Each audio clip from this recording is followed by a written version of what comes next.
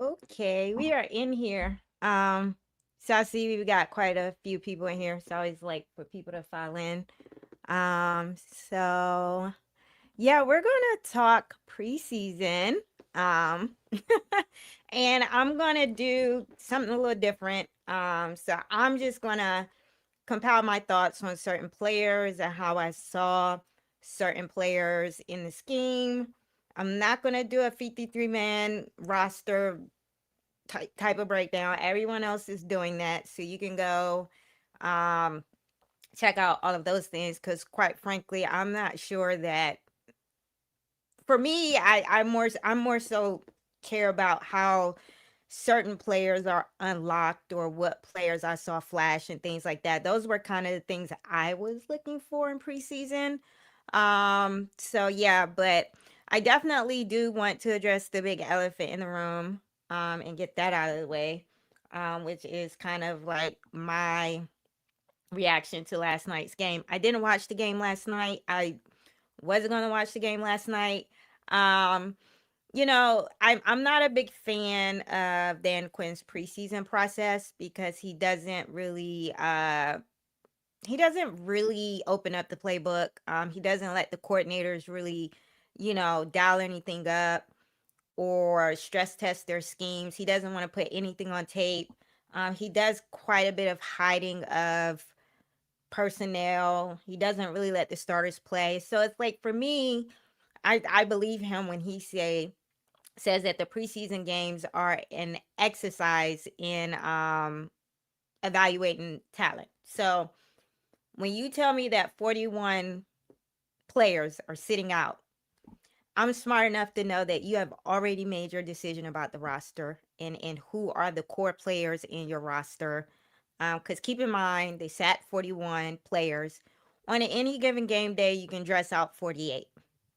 So that let me know they were in this game looking at the last few roster spots and maybe they had an eye on maybe like 5 to 10 players. But for the most part, guys were out there trying out and competing for the practice squad. And I don't care about who you are adding to the practice squad. I don't. So that game was not serious to me. I get all the arguments that everyone's making about they seem flat and the effort. And I think people are in denial about the talent level at the back end of the roster and the actual Ravens team. As someone who's watched the Ravens play all preseason, they've basically been beating up on everyone like that. They did Philly like that for about 3 quarters. It got all the way to the fourth quarter with Philly, and then Philly was finally managed to get on the board. They went up to the Vikings, and if it wasn't for Brian Flores and his defensive scheme and the fact that he actually doused things up in preseason, the Vikings defense kind of kept them in that game, but it wasn't a good showing. They kind of blanked the Vikings for 3 quarters, and we know what the Vikings have going on over there with the weaponry and the schemer play caller KOC, and couldn't get anything done. Um, I'm not. If you telling me 41 of our basically the starters and the backups didn't play yesterday. We are talking about the back end of this roster and a bunch of practice squad guys and things like that. I just wasn't expecting much from it. If folks want to say it looked like they didn't play with effort, I'm gonna let folks have that.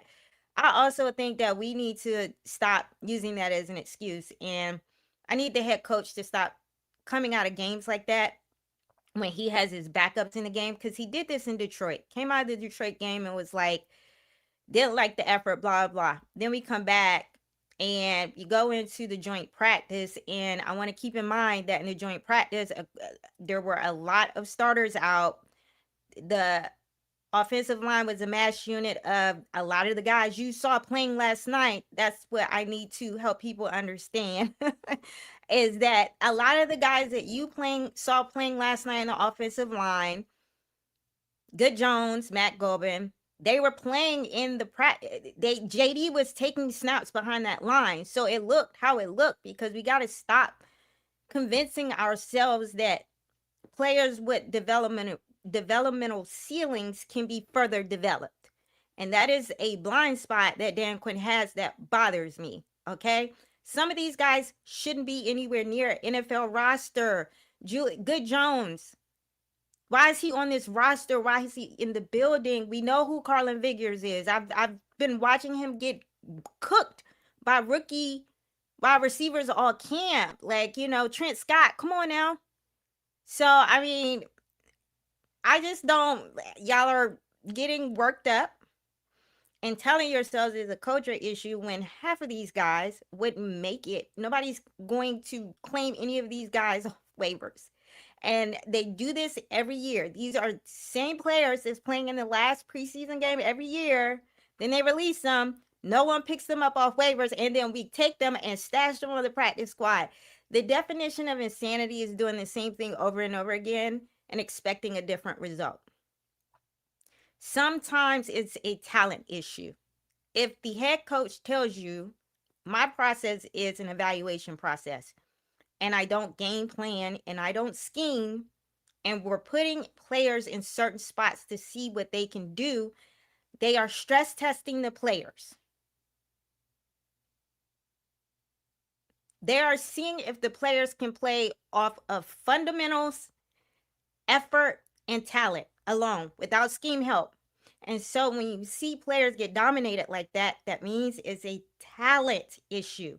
I think the core guys in the room, the 41 guys that were sitting over on the sideline, are going to be fine. I think that is where your culture lies. Your culture lies with the 41 players that didn't play. And we have to accept that we have a top-loaded roster. Like, so people crashing out behind guys that, if you took the guys that played on that roster last night, let's say, let's entertain the exercise that this is a Dan Quinn culture issue. Let's take those players we saw play last night and let's put them on another team. Do you think those players look any different on another team? Do you think Kane Madrano looks like a downhill linebacker on any other team? Do you think Carlin Vigors looks like a lockdown corner on any other team?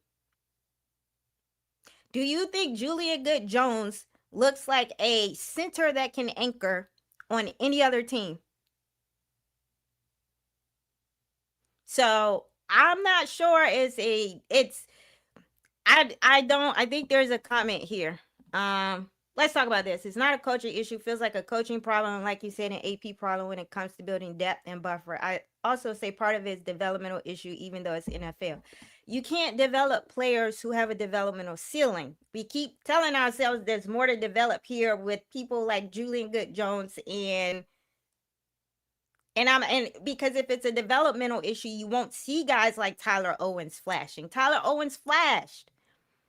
If it's a developmental issue, you don't see that rookie come in and just snatched every wide receiver's chain in the room. Because that means the coaches aren't developing him. If it's a developmental issue, you don't see Sonny able to go out there and for the whole preseason run the defense and be the green dot. We have to stop trying to develop players that shouldn't be on NFL rosters to begin with, is my point. The coaches can only do so much. And so what I'm saying is, we have been gaslit this entire time to believe that these practice squad guys that we keep bringing back to camp and running out there every year in this final game can be developed. They can't. I don't want to say they suck. I don't want to be mean. But we need to release players and let them stay released. Now, some of the players and the ones I think they were looking at specifically last night were guys like Ali Cajo, Kane Madrano, Jordan McGee. I think they wanted to get more of a closer look at Luke. And I need y'all to understand that Luke is a quarterback converted wide receiver. There's going to be a developmental ceiling there with him. You can't give him route running nuance that someone like Antonio Williams has been developing and working on his entire life. Antonio Williams has been playing wide receiver since he was a young kid. Stephon Diggs has been playing wide receiver since he was a young kid. We drafted a project, a quarterback converted wide receiver, and we expect him within 3 years to have developed the nuance in route running and things that guys that have been doing it their whole lives working on it. So that is on AP for reaching in the draft and drafting a project that high. That's on the GM. There's nothing more to develop out of Luke. I'm sorry. There's nothing more to develop out of Luke, y'all. We have to accept he is who he is as a wide receiver. And I've been on all of these streams saying I like Luke in a scheme further down the depth chart or progression read. He can't get open on his own. And so the new scheme requires sudden separators, route running nuance, guys that can read coverages and things like that. So the fact that we saw him slip all the way down, he's out there, means that we have coordinators and competent people in the room now that are not lying to themselves about the players and their skill sets. We are all shocked to see Luke in that game playing and fighting for a roster spot when at the end of the day, he's a quarterback converted wide receiver that probably shouldn't have been drafted that high to begin with.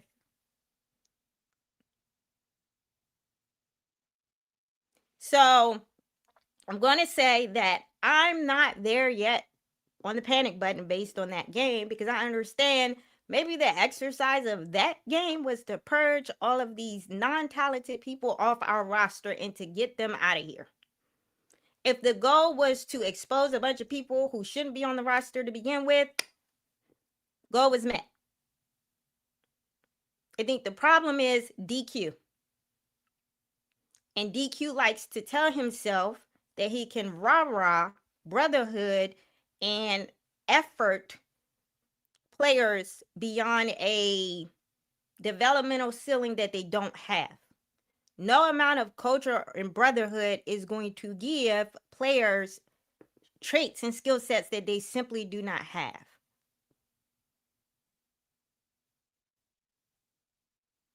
So, okay, we have some other. I think AP has gotten better per season. DQ way of handling vets and handling rookies is what's blowing me. I agree. I think we are here because DQ believes that vets can be developed into something. He makes the rookies earn it, but he gives the vets all the benefit of the doubt. Let me develop you. I can develop you, but the rookies have to earn it. If somebody's been in the league for like 7 years and they haven't managed to elevate past the practice squad, maybe there's nothing there. And so this center debacle with Julian Good-Jones is a prime example of that. He shouldn't be on our roster. If Julian Good-Jones is not on our roster, you are more honest about the depth that you have in that position, and you're more prepared when Allegretti goes down. But no, you're stashing Jags on the practice squad and bringing them to camp, and then you're putting all your eggs in the Allegretti basket, and then he gets hurt, and all of a sudden we're stuck with a career practice squad guy as a starting center, and he looked like it. That's coaching malpractice to me. So, you know.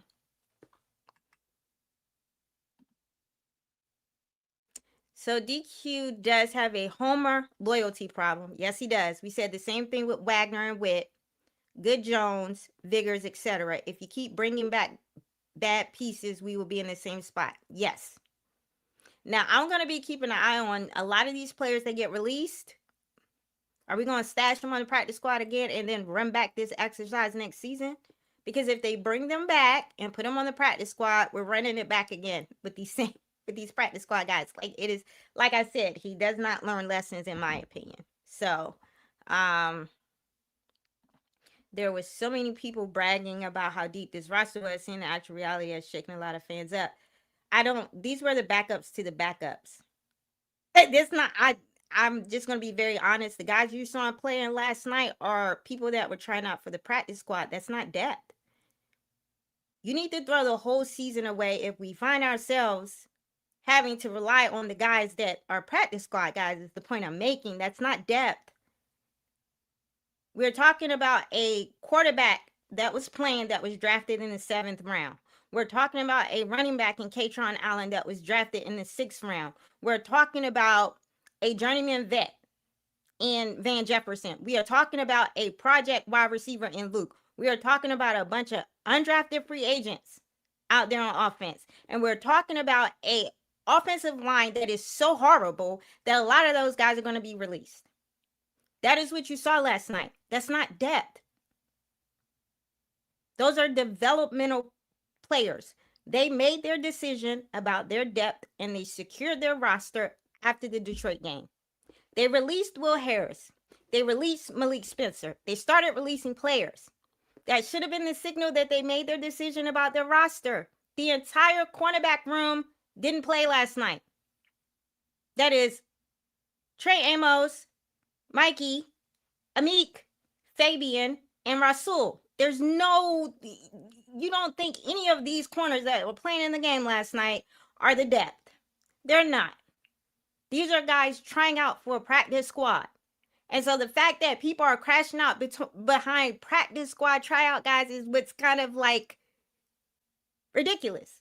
Now, if you want to hold the GM accountable to you have a talent evaluation issue on the back end of this roster, I think that's where the fan base needs to stay. Because when you compare our back end depth to what we saw in the Ravens game, it looks different. Because what we are trying to do is take these projects and think we can develop them instead of just believing the tape. Or when we run someone like a Carlin Vigors out one year and he looks horrible and we release him, released players shouldn't come back, bro. If they're playing in the last game of the year and we release them, but they like to convince themselves that, okay, we can further develop them, and that's the problem. Sometimes there's a developmental ceiling, and we have to stop trying to... DQ tells himself that it's an effort issue, and because he tells himself it's an effort issue, he's not being honest with himself about how he's looking at the talent, is what I'm saying. And so I'm not going to convince myself last night was an effort issue. I'm going to tell myself it's a talent issue, because if I recognize and be honest about we were outmatched because they had better talent than us, then we can go ahead and let these guys go and elevate the back end of this roster, which we have not done in the first 2 seasons of DQ being here. They have significantly raised the ceiling of this roster. This is a top-loaded roster. But when it comes to the developmental players in this system, they are horrible. And they can't be developed. So I'm not going to sit here and blame a coaching staff that just got here. Because Colin Vigors was here.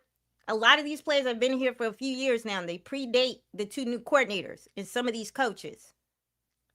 So let's just say these guys are not good. And let's stop combing the bottom of the barrel for talent for the back end. Like treat the back end of the roster the same way you treat the top end of the roster when you're looking at talent. And I think they get to the back end of the roster and they start to get real cheap because they're trying to manage cap. And so there's going to be a trade-off there. You're not going to get the best. You have to, are you going to be cheap or are you going to have the best talent? Because we're wasting our time trying to develop players that just are never going to be that. So we have to believe the tape when the tape tells us that players are not good. We have to do that. But I can't say it's a coaching issue because y'all saw Luke out there fighting for his life. So David Blau clearly looked at the tape and was like, nah, you got to show me some more. I think we were all shocked to see a draft pick out there, Luke specifically, fighting for the last roster spot. Nobody saw that coming. So when I'm going to say they released Will Harris, Devontae Jones released Will Harris, and he quietly retired 3 vets off the roster. I don't think the coordinators are the problem. Methinks it's Dan Quinn and AP. And those 2 together have been an issue for us. We need some checks and balances. I might need the owner to come down and just to because DQ's a yes man and they're both doing their own thing. You have a GM that wants the building to develop whatever he brings in the building, regardless of the talent level. And then you have a head coach that wants to prioritize the vets. That's not, that's a conflict of interest between those two parties, and we're not getting anywhere. So yeah, I still like the roster we have, and I just want to remind everyone, the people that were playing last night are people that were trying out for practice squad or maybe the very last spot in a room. And if we get down to those particular people, just throw the season away. That means everybody got injured. Like, I'm just, we have to slow down with the emotions and think logically. If you get to a point where you have to rely on a Good Jones or Carlin Vigors, that means that about 4 or 5 players sitting in front of them got injured. And what's the likelihood that that's going to happen? So, fans should be shaken up about practice squad guys looking like practice squad guys. I think sometimes we have to slow down and just pay attention to what's in front of us. But I do understand just seeing that domination. But I'm gonna be honest, like, I watch a lot of football. It looked like that in preseason for a lot of teams. So that's not unique to the Commanders. Thank you. Ballin' and Burgundy podcast. The brotherhood only goes so far.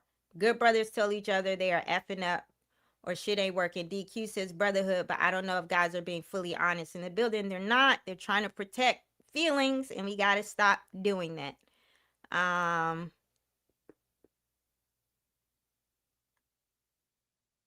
Okay, let's see. Here we go. JJ Forever. Male Asia analysis. We got to start holding AP accountable. We have a talent problem. Primarily, year after year, we have poor draft outcomes and lacking talent. That's AP. Yes. You can look at the GM. I was told that like, I'm trying to understand how much of this is true, but they have been quietly turning over the scouting department, and for maybe the first couple years, they still had a lot of Ron Rivera's guys in there. I was told that the 2024 draft was based on the data left behind by the previous regime's scouting, and it kind of tracks when you think about the types of like players that Ron Rivera would just draft. Like what are you looking at? Like the amount of reaching he did. So, um, because I had that information presented to me, and then when you kind of like look at this year's draft, and we're gonna talk about some of these rookies because they had them a good preseason quietly. But when you look at what they did in this year's draft with Joshua Josephs, Antonio Williams, Sonny, and they are literally getting starter reps. I'm more inclined to believe that they've been trying to build out that scouting department and kind of overhaul it the last couple years. So the outcomes have not been the best because I don't think they've had the scouts in the building. That's just me taking in the information that I came across. All right.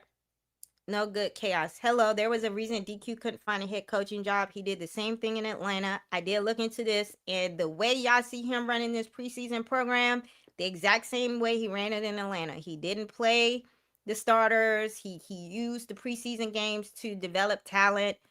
He does not seem to value preseason games. He is very much big on joint practices and practice reps over preseason. This is Dan Quinn. So I'm just letting you know he did this exact same thing in Atlanta. And so the common denominator here is Dan Quinn. He is a nice guy, but as a position coach, AP hasn't shown us anything also. I would agree. I do think AP is getting better though. Because like again, the exercise we're gonna get into today is looking at some of the talent that he drafted this year. Now, you have 2 new dynamic schemes. And so the fact that some of this talent looks more dynamic and better could be attributed to you're trying to match the talent level to the how dynamic the scheme is. So, but I'm not here to defend DQ or AP because both of them are kind of getting on my nerves. So yeah. AP did inherit a roster that was in shambles, so he basically started from scratch. Yes. So that does factor into my mindset and why I'm going to be honest about AP while not kicking his back in, right? Because he had a lot of work to do, and it takes time. And all GMs don't hit on all picks. That's not a thing. And if you actually watch college football, I'm going to be honest, there's a developmental problem on the college level too. So they're not, these college programs are not developing the talent. So you are more likely to go bust than you are to go boom, in general, because of it's just not the quality of the developmental programs on the college level is not there. So they don't develop players anymore. It's all NIL, transfer portal. Guys are gonna, they're chasing, players do not want to work hard anymore.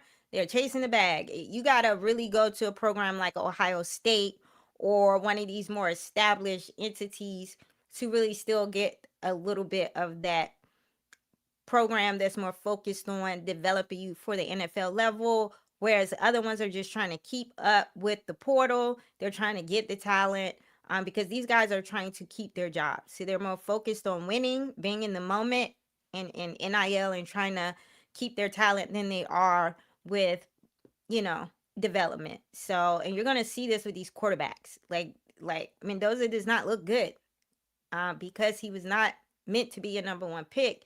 He just benefited from that team doing what they did. And I don't think that quarterback goes number one if his team doesn't do what they do and he doesn't end up with the Heisman. So just be very careful with overly blaming GMs for some of these. The talent level just is not there. And you're gonna hit on more than you, quite as kept, you know, that tight end Stowers and Makai Lemon looking like busts with Philly. They don't look good. So I think you're gonna start to see more of this happen. So you kind of have to believe what the tape is showing you, and you can't really draft on potential or upside traits anymore, because of just the college landscape and the talent there. Um, all right, so let's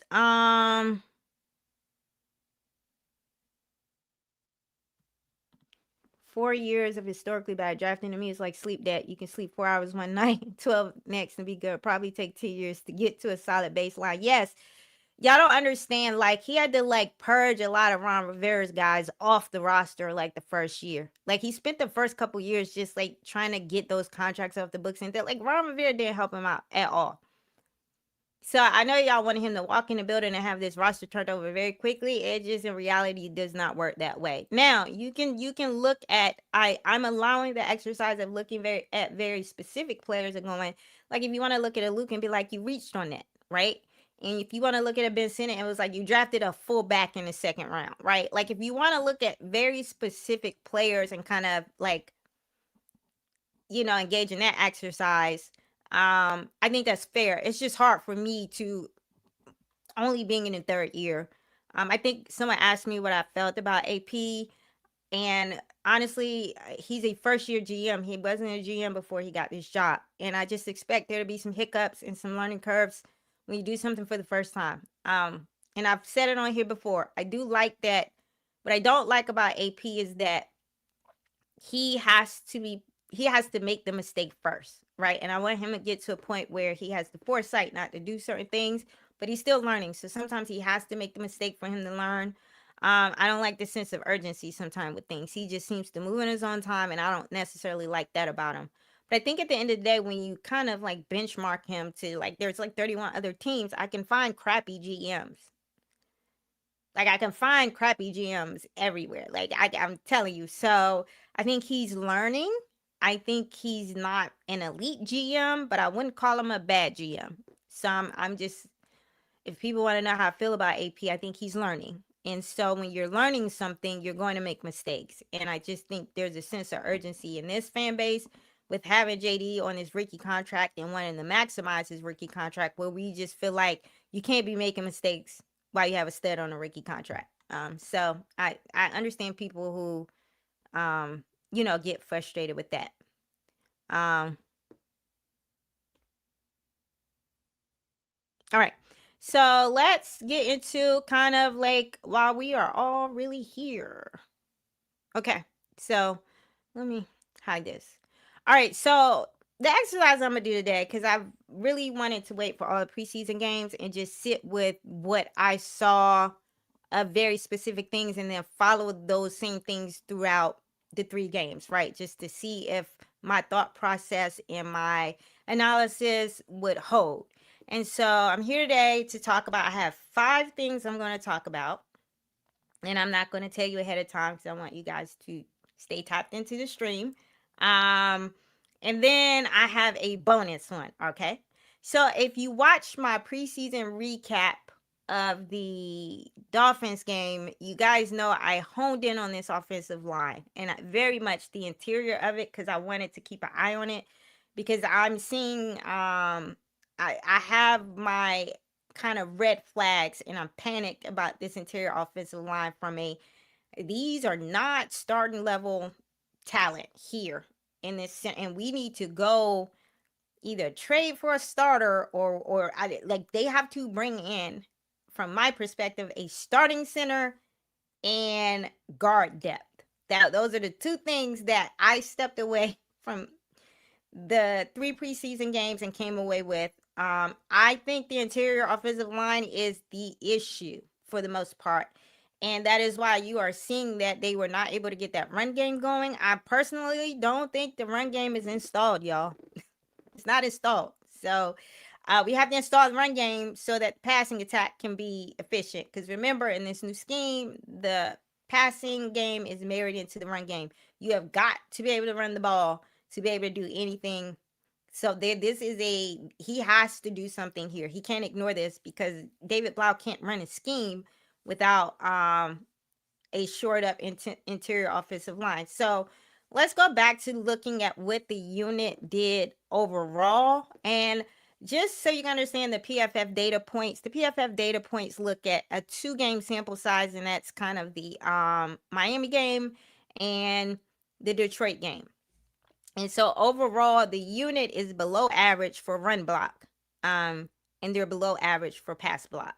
So kind of when you look at how it's broken out across the 3 players that have been cosplaying kind of as starters with JD in practice, which is Good Jones, Gobin, and Chris Paul, it is not good. Now, I want to remind everyone that Gobin is a 6th-round draft pick. And when you start picking players that late in the draft, they are meant to be developmental players. They're not supposed to be starting right away. They're not ready. And so the fact that we are in a position where we have to throw this young man into the fire and kind of potentially be playing like starter level reps means somebody messed up here real bad, right? And that means that they missed the evaluation on Good Jones, or Good Jones should, like I said, Good Jones shouldn't even be on the roster. You don't make this mistake if you don't stash this guy to begin with. And that's why I don't like stashing guys with AP, because AP is so cheap. He'll make you use a guy, right? And so this feels very like AP. I'm not even going to say this is DQ. This feels like AP. That's like, hey man, I think DQ is in denial about Allegretti coming back, and in his mind, he is ignoring the rest of this room because I got Allegretti. And so I think when Allegretti went down, that's when you can see Dan Quinn in his demeanor. He's not as excited. He is worried about this situation, and he can't. There's no amount of his little Dan Quinn isms is going to not allow you to read his body language. He is panicked about this because he knows Good Jones is not it. And so this is, I think AP waited too long here. And so now either he's having to give up draft capital. He don't have the leverage. And so for him to fix this, he's going to have to give something up to get a starter level talent here. And so I think they wanted to wait and see if Allegretti could come back before they really did anything. And so Allegretti's not back. And it's looking like Allegretti's going to have to be ramped up, and you can't rely on him with the calf injury. Like, he hasn't played with JD all camp or off season. So looking at Gobin, he's below average overall, which I expect that for a developmental draft pick that was drafted in the 7th round that literally up until recently was not getting reps with Jaden at all. Good Jones was getting all of the reps, all of the first team reps. And he went out there and looked like crap in Detroit, and they panicked and was like, holy crap, this guy's not playable. And then they just threw Gobin in there. So when I say there's a good amount of coaching malpractice happening here with Dan Quinn being indecisive or not forceful enough with AP, this is the stuff that when people defend how nice Dan Quinn, he's too nice. I don't want your counter argument to me when I criticize Dan Quinn is that, but he's nice. That's the problem. Sometimes I need people not to be nice about things, right?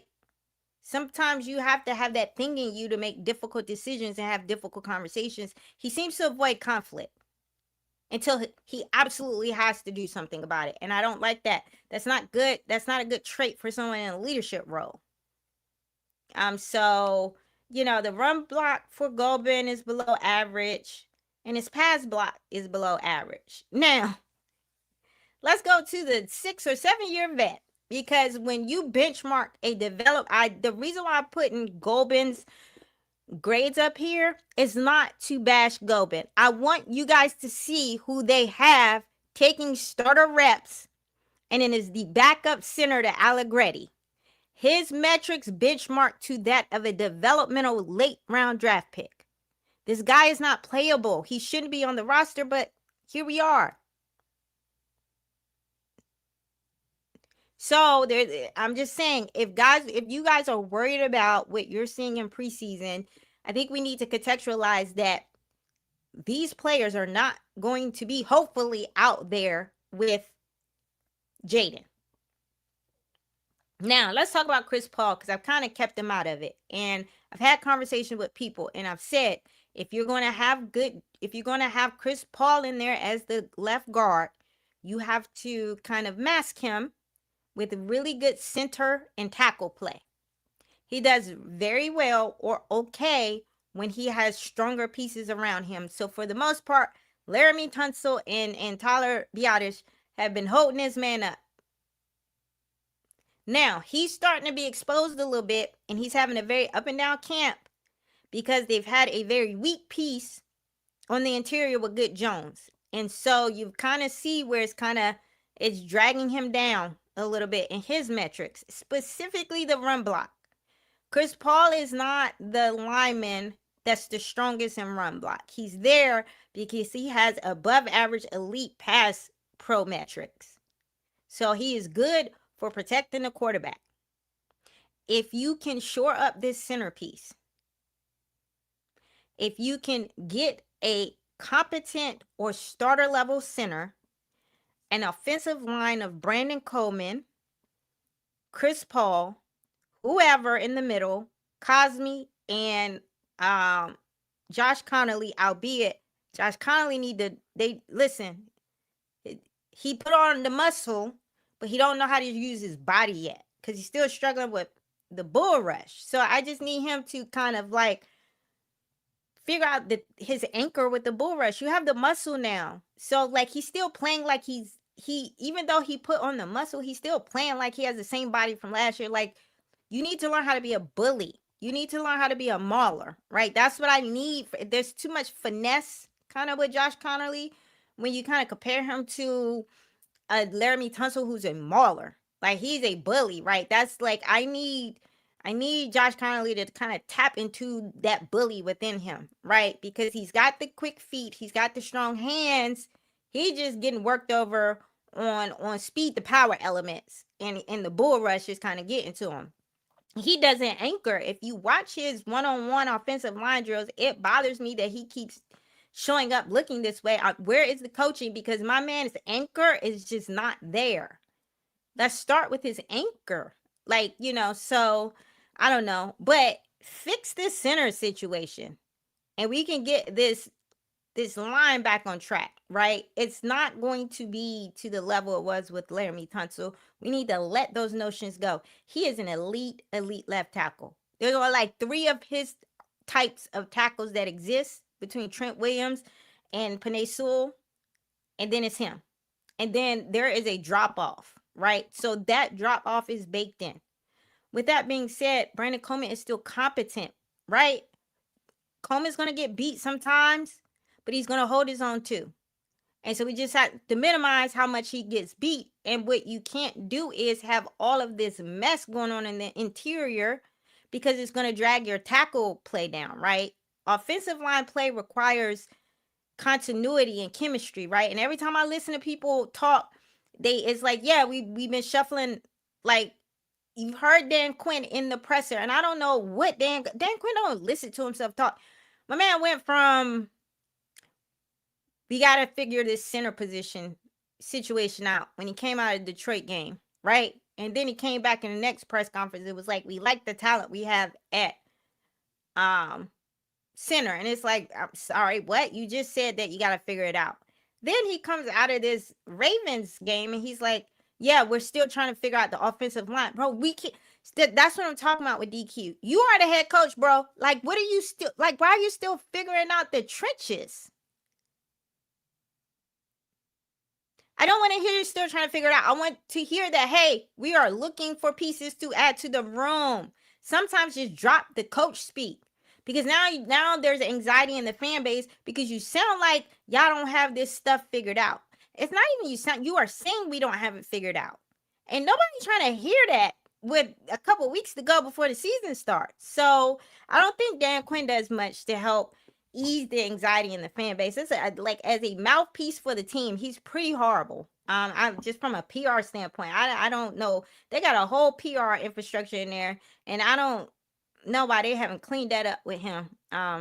So let's talk about Quan Martin, right? Because he had the first game where he had the interception. It was like, all right, okay, let me see you do it again. Then he came back again and he did it again. And so I've been up here deep diving this defensive scheme and how it's going to lean to certain players' better traits, right? Let me pop this out so y'all can see it a little bit better. So, in saying that, this scheme, I felt like was a good fit for Quan. If you go back to my safety video, I kind of talked about Quan in the robber role here. And so, when I said this on Twitter, you would have thought I called Quan Martin elite coverage corner. And that's not what I'm saying. And so there was a lot of comments about, well, the interceptions he's getting are on bad throws. And I think there's a misunderstanding in the fan base that there's two different types of safety archetypes, right? In coverage. So I wanted to kind of first look at over a 2-game sample size just to kind of show you Quan Martin is here to stay. And I do think this scheme is going to fit his better traits. Also, it is a 3-safety scheme. And I want to say, I do believe your 3 safeties out there as starters are going to be Revo, Quan, and Nick Cross. Because I think Quan, at the end of the day, was competing with Will Harris for the 3rd safety in the safety spot. And we know what happened. They kind of cut Will Harris. So in looking at his kind of PFF grades over the 2 games he played, he kind of, as an overall defender, was high quality in the robber role, y'all. I'm not saying, because y'all hear people, y'all do this thing where y'all have decided or predetermined you don't like certain players, and it doesn't matter how much new information you're presented with, you're going to die on that hill. But what you guys do is you get mad at other people for having a different approach. I am someone that, when presented with new information, I reserve the right to change my mind. I deal with the information that's in front of me because I don't have emotional attachments to players. I look at things objectively. So if you are someone who just thinks Quan sucks as a player, cool. Not here to debate that with you. You can have that. What I'm here to do today is to help you understand the difference between a robber safety and a deep center field safety and why he struggled in Joe Witt's scheme. So for the most part, in the robber role, he has pretty good coverage metrics. And then he's about average for run defense here. And there's a reason why. And it has everything to do with his assignment in the scheme and his alignment and where he's triggering or the area of the field that he's covering. So let's start with the robber safety. So the robber safety actually robs the intermediate window. And so let's talk about the scheme for all the people that's like, anybody could get these interceptions he's getting because these guys are just like tips and overthrows. You got to get those. So when you have an aggressive front, like our front is, You need robbers, because the whole point is on the back end, he's scheming up the coverage to jump routes. For the first time in a long time, and I just think we have never seen this, the back end is married into the front end on defense. They are working in concert. And because I guess we haven't seen this before, we don't understand that this is how it should work. This is what they do over in Houston. He got them edge rushers getting busy, making the cornerback panic, just throwing the ball anywhere. And he got them demons on the back end, breaking on balls, intercepting with the eyes on the quarterback. That is what this is.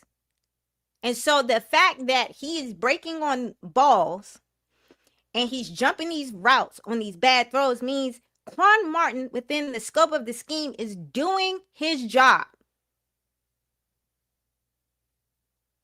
A robber safety is opportunistic. They are a type of player type that plays more in a less disciplined way. So you have the robber safety is more built for your rovers. It's not for someone who has elite kind of lockdown corner kind of like coverage traits, right? That's not what your robber does in the scheme. That's why Mikey is such a ball hawk. He doesn't have all the traits and things, but what he does is he has good read and react instincts. He can read route concepts, and he can break on balls and jump routes. So this is something that you do see a lot. Let's like kind of recalibrate. I had someone arguing to me and that I expect the safety to do such and such things. And I was like, that's cool. But what is the scheme asking this particular safety to do? Y'all have a lot of opinions about players, and it's outside the context of the actual scheme and their role, their very specific role, and what they're being asked to do in the scheme. And so for all the people who just hate Quan Martin, nobody's telling you not to hate him, and nobody's telling you to all of a sudden see him as this elite deep center field free safety. He is not that. He's never going to be that, and that's the problem. Joe Witt saw that he was an elite robber and went, oh, he'll make a great deep center field safety, and they're not the same. So where they align, first of all, Quan Martin triggers downhill. He's not doing anything sideline and sideline. So Quan Martin and his actual physical traits do not have range.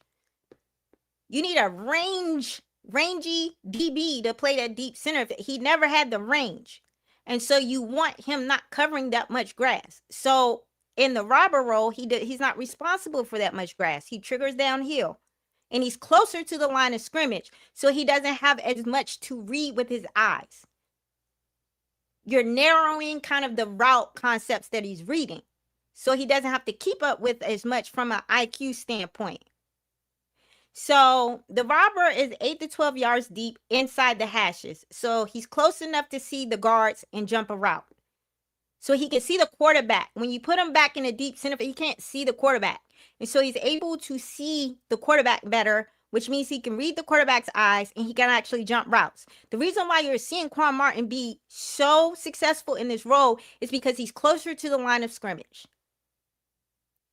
Also, as a robber, he does not have to read the receiver.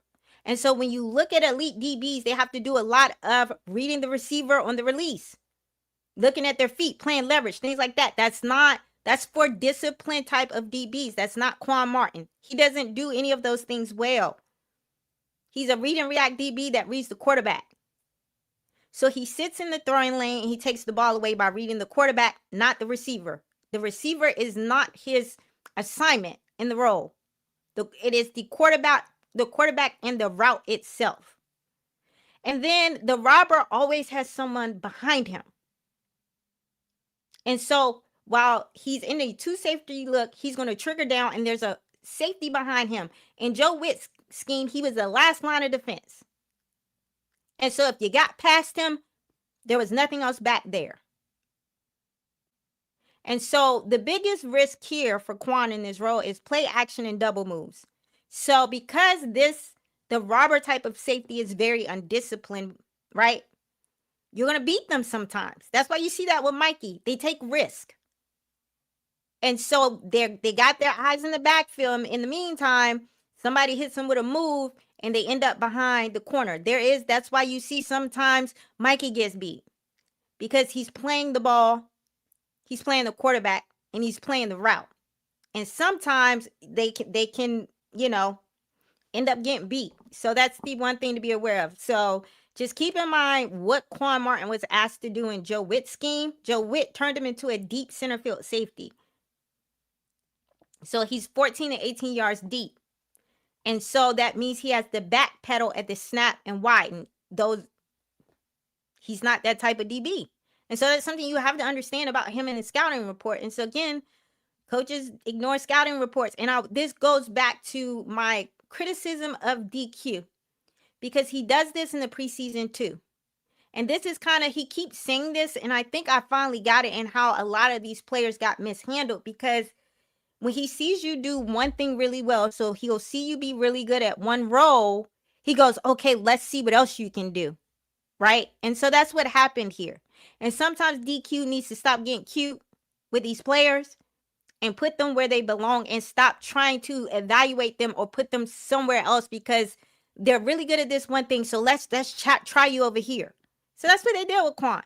He was good at the robber role. So let's see how you do as the deep center field safety. And that's what we got all of last year. Believe the tape, believe the scouting report, DQ. You don't make that mistake with him if you don't ignore that. And so that's I don't understand what that is about with DQ, where he ignores the player scouting reports. And he has this thing where we want to try him in different spots. I know y'all hear him say it. We want to try him in different spots. We want to try this player in different spots. Stop trying players in different spots, bro, and just put them in a spot where they play the best. Like why do you want to try someone in a different spot when they've mastered one spot? So we got a bunch of players on the team that are jacks of all trades and masters of nothing, because for the last 2 years, we've been moving them all around, trying them in different spots. Let's not do that. Okay. So let's talk about Joshua Josephs, because again, I needed a couple more games to just okay, is he flashing? And I think it's safe to say our late round pick, Joshua Josephs, who slipped in the draft, he flashed, right? I didn't expect him when we drafted him to see a lot. He felt like a developmental player, right? I just didn't expect him to get in there and really just steal reps. The room is very crowded with established edge rushers, and he's made a case for himself because he's so versatile and he can do a lot of things that the other edge rushers in the room just can't do. And I think Durante Jones really, really likes this young man. I remember they were asking Durante about Joshua in a presser, and his face lit up. He kind of had to because they do this thing where they have to humble. They don't praise the rookies too much. So, but you could kind of see it in his face that he really likes this piece and the possibilities with this piece. I've kind of seen what they're doing with him with stunts with the tackles, and oh my goodness, it's going to be disruptive. This is a piece that he's going to leverage, not just as a pass rusher, but he does so much. So I mean, listen, he was used in a couple of alignments this preseason. He was coming off the edge as an edge rusher, and he also was used as the off-ball linebacker. And he said it. They have him playing the strong side linebacker. He's the Sam. And I was like, wow. So as a result, you kind of saw some metrics, a little bit of everything. So defensively, he was average, which is not bad. You kind of see him run defense is poor, but a lot of that is kind of because he's as an edge rusher, he still has to work on getting off play. And I think we saw that on the blown play with Detroit. He still has some work as a run stopper when he's aligned as the edge rusher, right? So that shows there. But when he's off ball as a linebacker, he is really good at tackling and getting there and run fitting and things like that. So that was something that I noticed as well. And then he's a pressure machine, right? He may not finish on the move because he needs to develop his pass rush back, right? but he definitely bothers the tackles. So from a pass rush standpoint, he had very, very good metrics there. And then just slightly below average on coverage, but we're talking about an edge rusher. So, I was just really impressed with what I saw from Joshua Josephs. And then we saw what happened in the Detroit game. And for everyone that's like, the players came out flat, when you saw the starters out there, and you saw the defensive coordinator dialing a little something up, you saw what it could look like on game day. They got after it very quickly, and they were very disruptive. It wasn't kind of any of this, like, it took us a while to ramp up. No, the starters came in there and turned the ball over so quick, and then next thing we know, the starters were done with their series. And then the second string came in, and Quan got the pick, and then they were done. Like, so I'm not concerned about the effort and energy within the core group of guys and starters, right? And I told someone, I'm not about to be, these are a bunch of guys that literally probably is out there knowing, man, I gave it my all this camp and I'm headed to the practice squad or I'm getting released. So, I mean, I understand the arguments people making that you putting out tape for other people, but I'm just more empathetic to the human side of it, and that, like, sometimes people they don't respond well to things like that, right? So, but yeah, no, I think I've seen the effort when the starters are there. They dominate. But we have to keep in mind, Deron Payne was out, Owe was out, and Kayvon Chason is out. So 3 starters on the defensive line. We haven't seen them since the Miami joint practice. Okay, so let's just we gotta contextualize that, right? When you have this many injuries, kind of like, it kind of deflates the momentum, and it's just, people are just trying to get through this to get to the season, to get the starters back. And so I think that's just what we're kind of seeing, is kind of like that energy is not there because the starters haven't been playing. Like, and so everything's so disrupted because the starters are not playing. They're not getting rep times with the guys that have been there the whole time. So there's a lot of things that can explain the energy level that I'm understanding of, you know, within that context. But let's talk about what he does on the edge. He lines up outside the tackle's shoulder. So he can have his hand down, or he can stand up in a 2-point, and he has a great bend, and he has that 7-foot wingspan. He's long and has good bend. What he doesn't do very well is like his hand moves and kind of his pass rush plan. So I think he's very good off the get off when he goes on the inside, but sometimes the tackles can flush him out wide and then flush him out of so I think they're going to use him on a lot of stunts with the defensive tackles, and I think they're going to kind of work him more towards kind of the inside, because I think he can get to the quarterback quickest that way, but he needs to develop more of a like bag to consistently kind of get it off on the tackle. So I think y'all gonna see them kind of attack the guards with him, if I'm being honest, because he just doesn't have enough juice to consistently get off on the tackles. That's just my observation. That disruptive play where they got that fumble in the Detroit game, it was like a corner blitz. It looked like a creeper look, if I'm not being honest, because it looked like kind of Mikey looked like the blitzing piece, and it was really there was a lot going on. It looked like a creeper look and a combination stunt with Joseph's on the interior with the guard. Like, it was a lot going on there, just to give you an idea of the type of stuff he does in that front to kind of like confuse the quarterback. But like, that wasn't on, I don't believe it's on a tackle. It was like more so inside the tackle and kind of like on the interior. So I think if you use him as a piece to kind of attack the interior, kind of a la how they used to move Michael Parsons around, I kind of like that for him, if I'm being honest. So I hope they do more than just line him up as an edge and kind of move him around the line, because I think you'll get the most out of him that way. So he does win with good get off and bend. But again, not with anchoring a double team. So again, if you're chipping him and doing stuff like that, like, he just needs to get his weight up and kind of develop a little bit. And he also just has to get better at setting an edge, because like the tackles are bigger and more athletic on an NFL level. So it takes a while for those edge rushers to really build up their body to withstand that. It's a little, there's a difference between a Joshua Josephs and a Trey Hendrickson type. Like Trey Hendrickson kind of been at, he be like, if you look at his body, like, so it just takes some time for them to build up to that. But as an off-ball linebacker, he's about 4 to 5 yards off the ball, and they do use him as a Sam. So that means he's reading the guards, then he kind of fills down here or drops into a zone.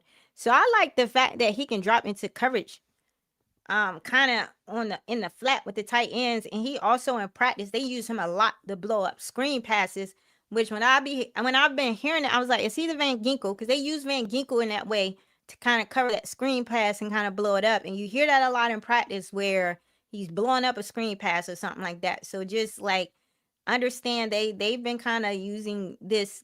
He's kind of like a chess piece where they're gonna move him around. He's got a number of chess pieces in the defense. So but yeah, just to see where he is as an edge rusher in coverage, he's not too far off from being average. So the more reps he gets and the more he sees, I think he's going to be a good coverage piece too, kind of like the Van Ginkel. So, all right, we got a couple people in the chat because I did kind of turn this into a learning session. So I think people are kind of tapped in. Okay. It says from Big Picture 956, one thing to understand about improving the offensive line via cutdowns is players have to go through either the waiver wire, so less than 4 years of release, and then become immediate free agent. Yeah, it's a process. It's a process. So, but I do think that I just feel like we need something not on the waiver wire. I feel like they need to go get a starting level piece where you have to kind of like you know. Yeah, I think you could pick up something off the waiver wire, but I'm of the mindset I don't trust Allegretti with that calf injury, and you need a starting level piece too. So we'll see if they only pick up some depth off the waiver wire. I'm not feeling good about that because it means they're all in on Allegretti with the calf injury. I don't like that. So that's again them being very passive and not really having enough foresight to understand that this is a re-aggravated injury with Allegretti. So it's like he's likely to injure it again. Like, so like a center needs to be able to anchor, bro. Like, I don't want my center out there going up against Jalen Carter and Jordan Davis with a bum calf. Like that, I don't like it. So I want, like, man, give up. People don't want to hear this. Give up the draft collateral. It's a mess of your own making. So let the draft collateral go and go trade for a starting level piece. So yeah. We're going to be just fine. 2024 2.0 preseason is just evaluate. Yes. I've been trying to get people to understand that Dan Quinn don't take preseason serious. And so when the head coach tell me he just using it to evaluate talent and he not scheming or game planning or nothing, I'm tapping out, dog. I'm not invested. I'm not getting emotionally invested because the coach told us he don't care about it as an exercise to showcase anything. He's looking at very specific things, and when he finds what he's looking for, he's done. I think they were done after the Detroit game, and this was the last game. It was like throw the practice squad guys out there and see what they can do. Like, and that's just what it was. So I'm not getting worked up over that. People having arguments about the culture. I don't care about the culture with practice squad guys. I care about the culture with the core guys and the starters, and none of them played last night. They were on the sidelines. So just how are they feeling? If they're great, I'm great, so. All right. So we have that Marky Mark. Hey, I'm behind on the video, but thank you, Asia, calling out that favoritism Luke draft when there was much better talent available on the board than a 2-year. Yeah, he reached on that. Like, I mean, I like Luke too, but what are we doing? You think JJ can replace Chainsaw after? Is this Caleb Vaughn? You talking about Caleb Vaughn? I think they have him for, I don't know, because remember Caleb Vaughn Chason and Dorrance Armstrong are out after this year. So I don't know if he's replacing Caleb Vaughn or Dorrance. And I don't know if Caleb Vaughn was brought in because Dorrance was injured. So it's going to be very interesting. They got a lot of edge pieces, man. And JJ he's been kind of like flashing too. So these are champagne problems. They got a plethora of edge rushers that all play at a high level. So even the young boys that did, like Joshua is a back, for everybody complaining about the back end depth on this is the back end depth for the edge room, y'all. Just so you know. Joshua Josephs is the back end depth for the. They not doing too bad on back end depth in some of these rooms. So Joseph, you're definitely a Quan. I am a Quan Martin fan. If you put him where he's supposed to be as the robber, I don't like that man as no free deep center field free safety. I'm very much aware of like, put people where they thrive and watch them thrive. Like I think we get too cute sometimes with these players here. I don't. Yes, we are going to see exactly what the defense has week 1 against Barkley and Hurts. O-line and backs not fumbling are the main concern. Yeah, like I just for the most part, I think that the two coordinators are more game planners, right? So you're not going to see anything that they do very well in preseason anyway if the head coach is not letting them game plan and scheme to the opponent, right? And that is what Deronte Jones and David Blau does very well, is you're going to see them shine probably during the season because that is what they were hired for. They were hired for their pen. They were not hired for the performative showcasing of players in the preseason. So, I mean, like, if he's not, you weren't going to see anything from either one of these guys with the playbooks being closed. So,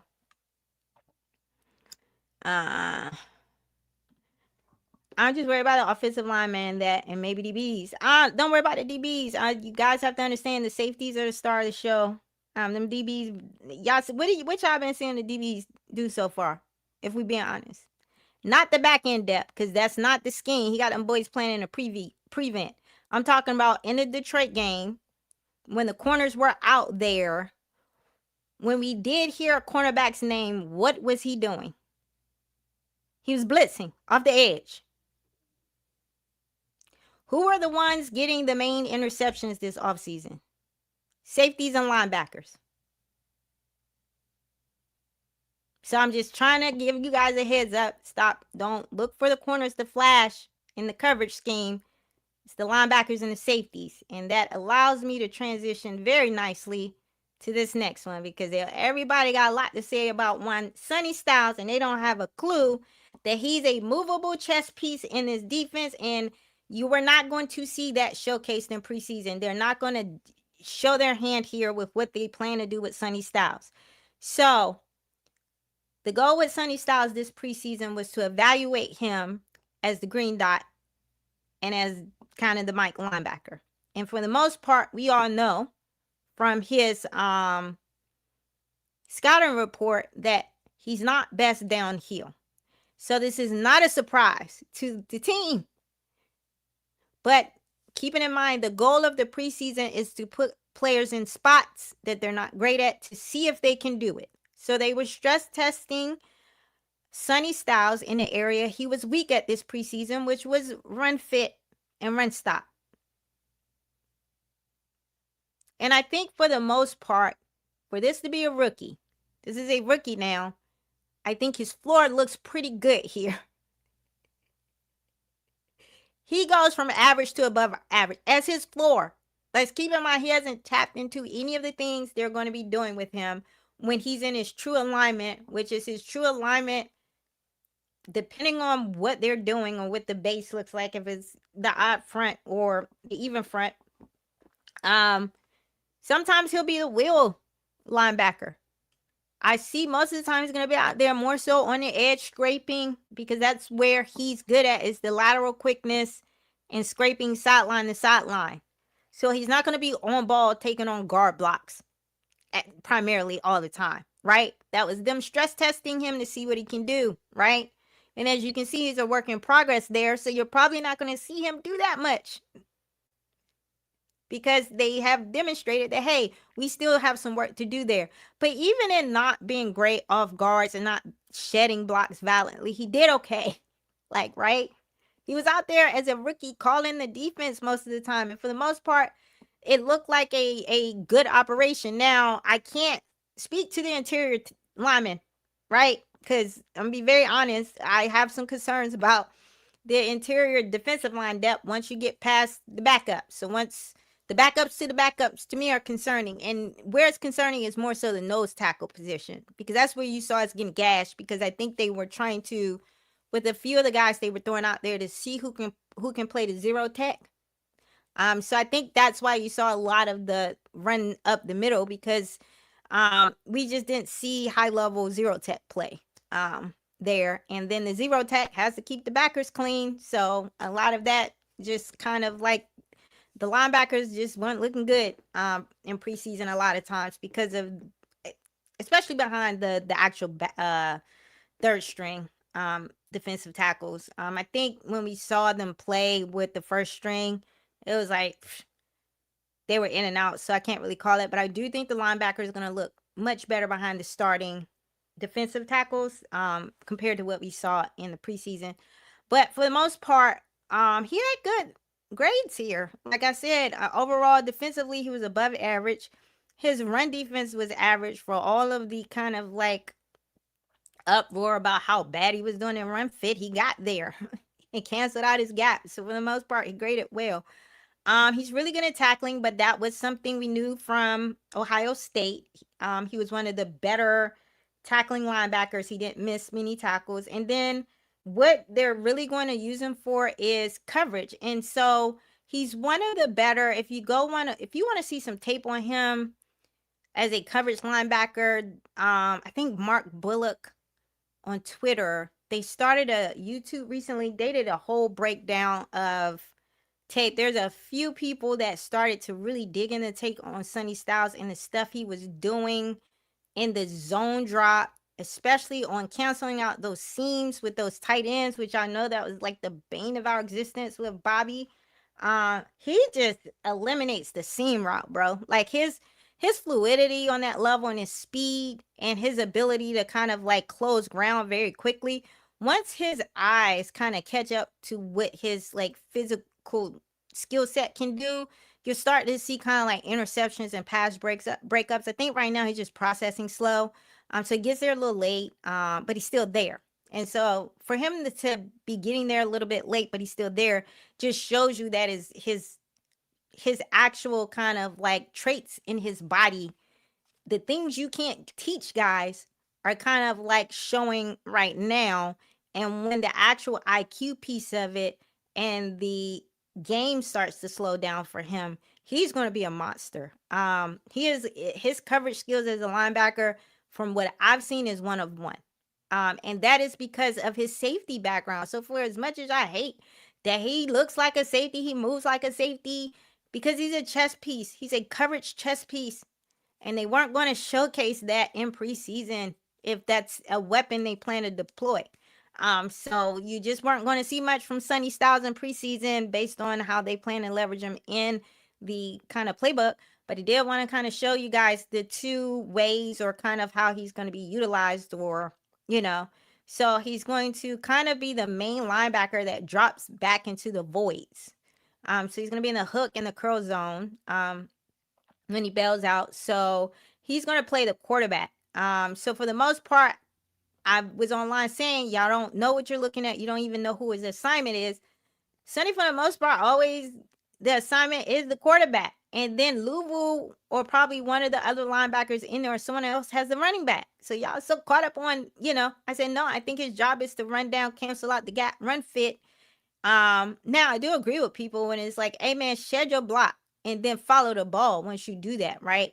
There's a secondary play that can be made that Sonny just has to learn how to instinctively make the secondary play. And I do agree with that feedback, and I think he'll get there. But keep in mind, in preseason, they're asking these dudes to do very specific things because they're being evaluated. And so maybe he's not being asked to make the secondary play. Maybe he's just being asked to play his assignment and demonstrate he can do that. And so Will Harris is no longer here because he couldn't do the basic thing of playing his assignments. He was minding other people's business, trying to make plays all over the field that didn't belong to him, and he was never where he was supposed to be in his assignment. And so Will Harris got released. So let's just keep in mind that in preseason, if they're evaluating the players, Sonny may instinctively want to make the secondary play, but if they told him to go out there and do a very specific thing, we don't have access to that information to know that. But his job is to wall the crosser and squeeze the dig. So he's taking away the middle of the field throw, which he's very long. That's why they wanted his traits, his physical traits. And a lot of people are upset that we're drafting players on physical traits. The physical traits of Sonny is very integral to how this scheme works. And if you look at the direction that the NFL is going with these big nickels, um, and these backer safety hybrids, they want these speed and length. They want guys that can just shut down. Look at is that guy, what's his name? Kyle Hamilton for the Ravens. Look at his body and how he just covers ground. He can wreck a game himself because of his length and his ability to close ground over the middle. So yes, you're gonna start to see this archetype of backer safety hybrid kind of being drafted high. And you're gonna be like, what are we doing drafting these linebackers so high? Because people are running these dynamic schemes that requires that skill set. So his length steals lanes. He never physically reaches. I said that. So his body or his length gets to certain places before his actual body gets there. So his arm, he made like it's really hard for quarterbacks to have the clean throwing lanes with him simply because of his length. And then his coverage grade means that right now he's functional, but he's not yet a weapon. And so understanding this is his floor. He's average as a floor. Right? We saying this is the worst Sonny Styles ever going to look because he's a rookie and he's still learning it. And his floor is average. I'll take that. So he just needs more reps. He needs more live game reps. He just needs to get out there and kind of play, right? And then we'll see him. The game will slow down and it's really going to unlock him. Now, let's talk about the man match where he's going to man up on the tight ends. So he's going to match on the tight end or the back. So he's going to carry. He's going to carry. Y'all have to go online. I don't have that video. There is a video that went viral on Sonny where he was doing a one-on-one rep with a tight end. And when I said he mirrored and matched that route to perfection and was in phase in his tight end's hip, he ran the route better than the tight end. Like, linebackers don't move like that. So he's going to be really good in man on these tight ends, kind of like being able to stay in phase with them. Which is not something a lot of linebackers can do. So he's a safety size mover. So that's why they're going to use him in this way. They don't want him to be this stiff linebacker that's just blowing up. They want him to maintain some level of his safety build and his DB fluidity. Because of how they're going to deploy him. So for everyone that is looking for him to be this traditional Mike linebacker, that's not what they want from him. So he's going to be fine. But we have to open our minds to what type of piece he is in this particular scheme. He's not a traditional downhill linebacker. And when they use him downhill, it's going to be blitzing. So he's going to get those mismatches where he's not going to be fighting with guards, trying to shed tackles and things, shed blocks and things like that. So they're going to use him to his strengths. And then when he gets to the place where he builds up his body, where he can manage that physicality on the guards, then yes. But I don't think we're going to see a lot of that right now because he's still a rookie and he still has to build his body up. And we have competent coordinators in the building that know how to use the pieces. So, but we primarily his run, he's kind of average in run defense. And I think because they primarily were using him kind of in that downhill in between the tackles just to stress test him. But I think when we see him sideline to sideline scraping out on the edge, that's when you're really going to see kind of what he brings in run stop, right? So I just let's wait to see Sonny with the starting defense.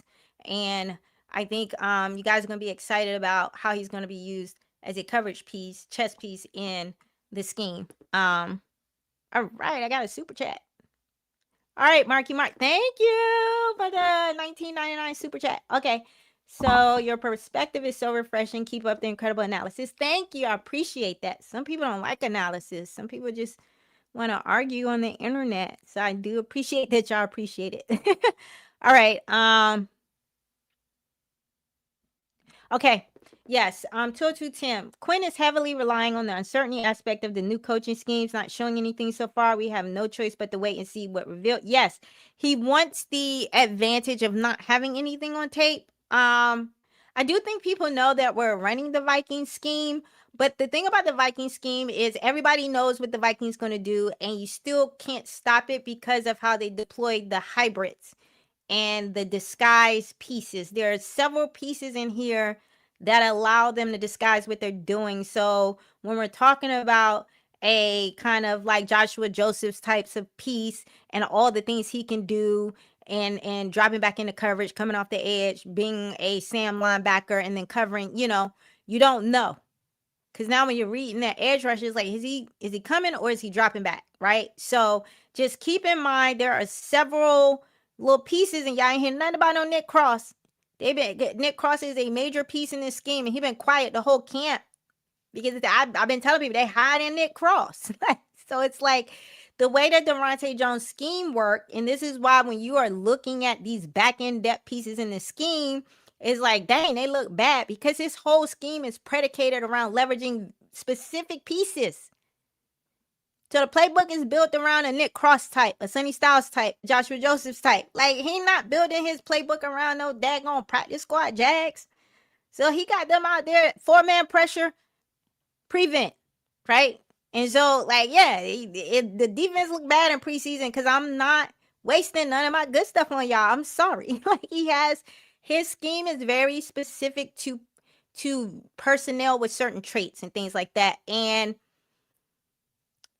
guys with traits like Sonny Styles aren't on practice squad and playing on the third and fourth string. Let's be for real. So like, just don't be alarmed about anything you saw from the defense in preseason. That's just not what it's going to look like. And his defense is very predicated around using certain pieces. So if you go back to the Vikings, how the Vikings use Van Ginkel, how the Vikings use what's that backer safety that they have? Josh Metellus, right? So they have some key kind of pieces in that defense that kind of like he leverages as weapons, right? And so that's how this defense is going to work. So he's got Sonny Styles is going to be kind of a weapon that he leverages. Nick Cross is going to be kind of a blitzing piece that he leverages. Quan, they got a bit high in Quan because they had half we thought Quan was getting released. They had that man running with the 2s and 3s all camp. So it was like, wait a minute. But yeah, like Quan is your robber piece. And I think Quan gonna get a lot of interceptions this year. It's gonna be Quan and Mikey, the two players that we like love to hate over in this fan base. Gonna be some ball hawks in this scheme because they are bad at what they're bad at, but they're really, really good at what they're good at, and that's getting their hands on the ball. Yeah. All right. Yeah, Joe said Sonny is gonna be fine with his monsters in the front. Yeah, like he's just been playing behind a bad defensive tackle depth, to be honest. So like it's just, he's gonna look good behind the starters. The monsters in the front, the scheme is zone blitz and versatile number 52. He's 52 or 54. 52.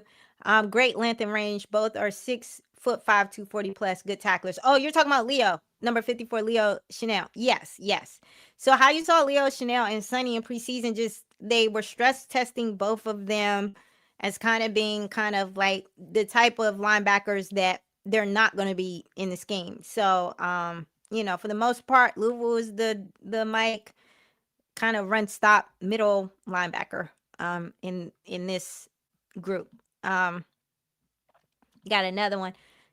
I create sports talk. There we go. Sonny will be fine. As you say, when DJ and Blau unlock the scheme thing will show and they will dominate. 10-7 is still my floor. I still have 10 wins as the floor too. I think for me, the issue is the center. The center play has dragged the entire offensive line down.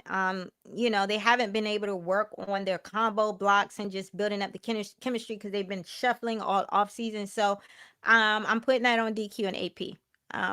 This was a for all intents and purposes, this has been a dark cloud over an otherwise very good camp. There are a few of I think Dan Quinn's still traumatized by last year, so he's starting to put players in bubble wrap, and they just, haven't been playing because he's trying to kind of prevent any more little injuries or anything before the season starts. So we just really haven't seen the starters, y'all. Let's be for real. We haven't seen the starters. And they ain't really been playing the backups, rotational pieces like that, because they consider them starters. Because there's a lot of sub package usage in this defense where guys that are rotational pieces are actually they contribute to the scheme. So they want to make sure that they're okay too. So just like don't panic quite yet. I know it's hard not to draw the comparison between last year's offseason and what we're seeing right now. But I think the talent, I think it's a top loaded roster with a better talent ceiling. And, I don't have a problem with them exposing the back end depth to see if it leads to us purging a lot of these guys that should never be on NFL rosters. So the game yesterday would have been worth it from my perspective. So sometimes you got to show the GM how bad the people he's bringing to you are. Sometimes you have to show AP, hey, they suck. Look at this. And so if that was the goal, I don't have a problem with that at all. Hey, Renelle, how's it going? And by the way, there are 94 people watching the stream. So shout out to y'all for still being here. I know it's a long one. And I know I do a little different kind of format here. So I try to stick to what I do, but do it in a live way. Yeah, Renelle said, I hope the bubble wrap players are ready to play. Me too. I agree. I'm willing to trade off a little bit of dysfunction at the back end of this camp period if it means that we're just kind of trying to ramp everybody up for the season and get people healthy. I'll take the trade off. I don't need a perfect preseason, bro. I don't. Did you talk about the running backs? Bill and Rashad been hurt. K-Tron and Henry have been questionable.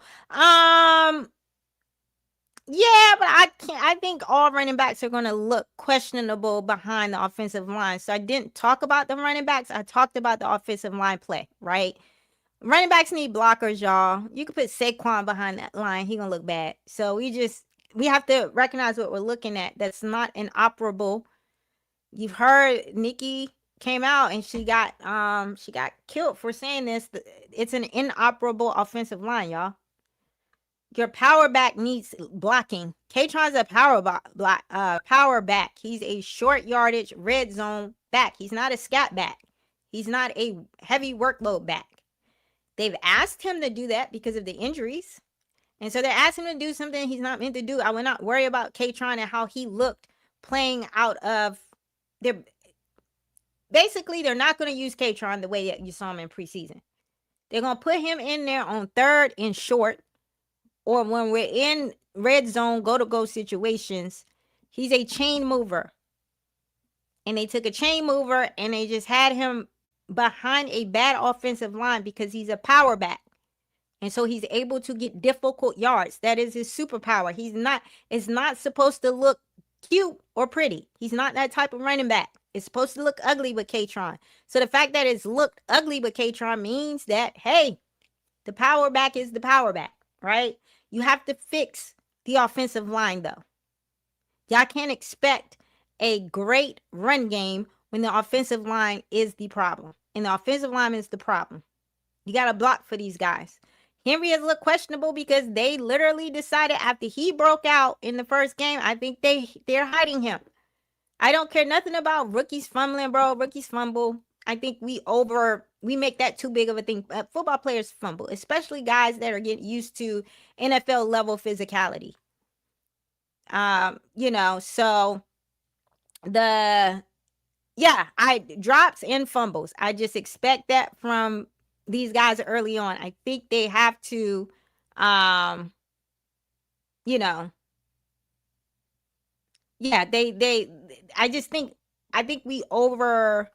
think we hone in too much on when rookies make mistakes. That's the point I'm making. I expect guys who are not used to getting hit by players of this size and at this speed. I expect balls to pop out. I expect them to short arm passes. They have to get used to that type of physicality.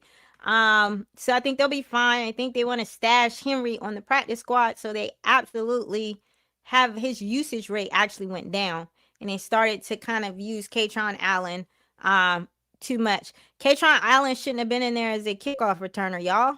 This goes back to y'all, like DQ be setting players up to fail. He's not a kickoff returner. Never been a kickoff returner.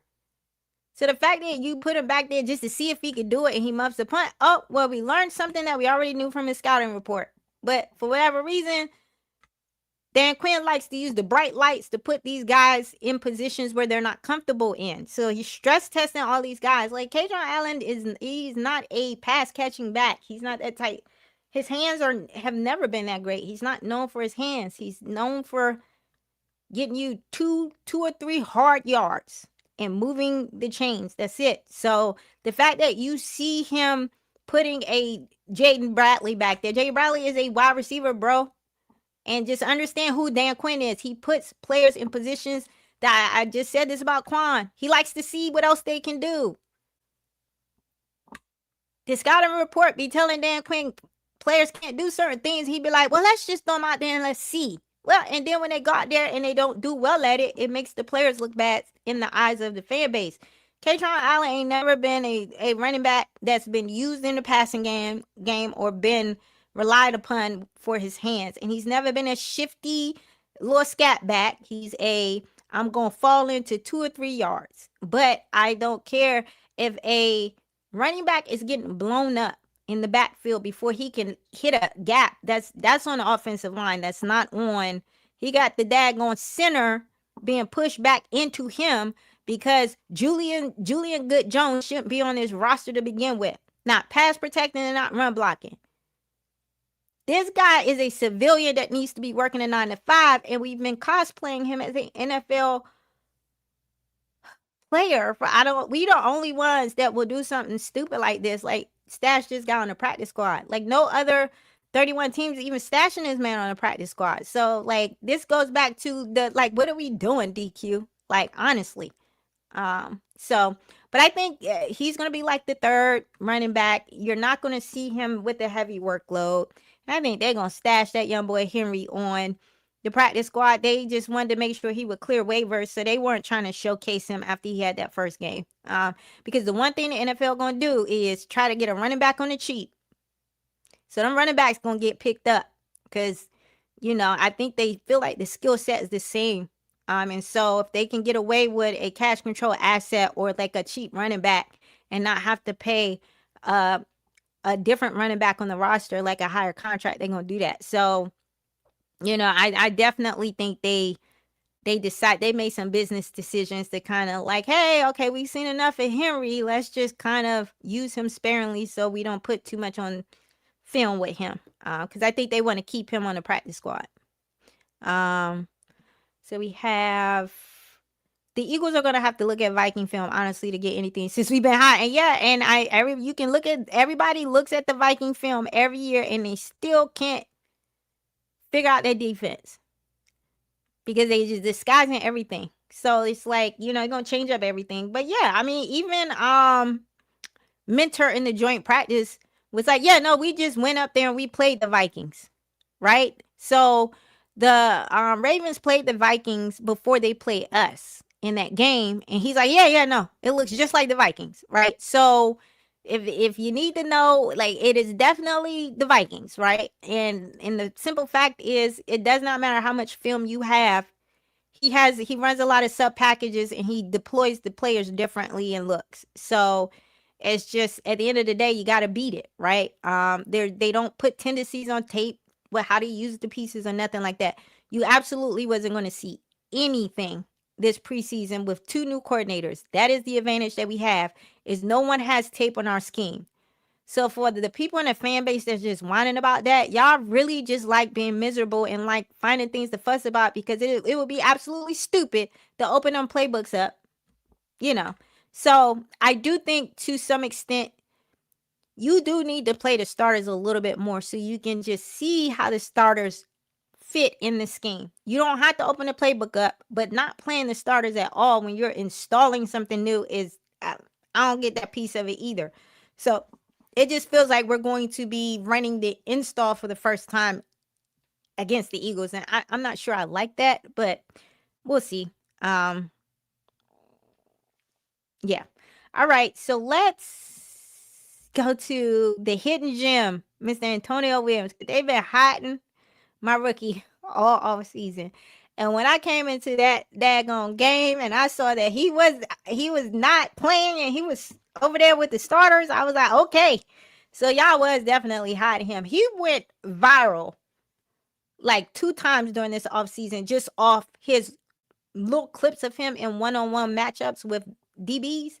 I don't know if y'all been online and saw what he did to the Ravens starters, but yeah, he had them looking bad. And I know it's a one-on-one drill, but a lot of times you can get a feel for the type of wide receiver you have in those drills in terms of like what they demonstrate in their ability to kind of like their release package and kind of some of the things he does. And so he has really late hands. He's really good. Like his body control is something I was not aware of. And so it helps to expand his catch radius a little bit because he is a really good in body control.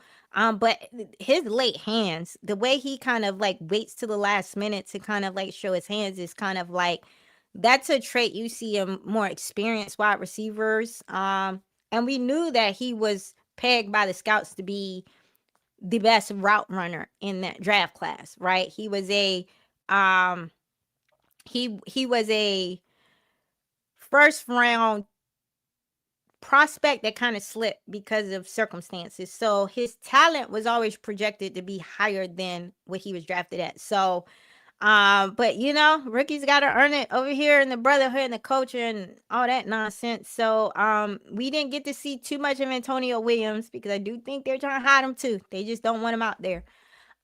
So in full disclosure, these are his metrics from the Detroit game because the first game when Marcus got injured, you can tell it kind of threw things off for their what they wanted to do.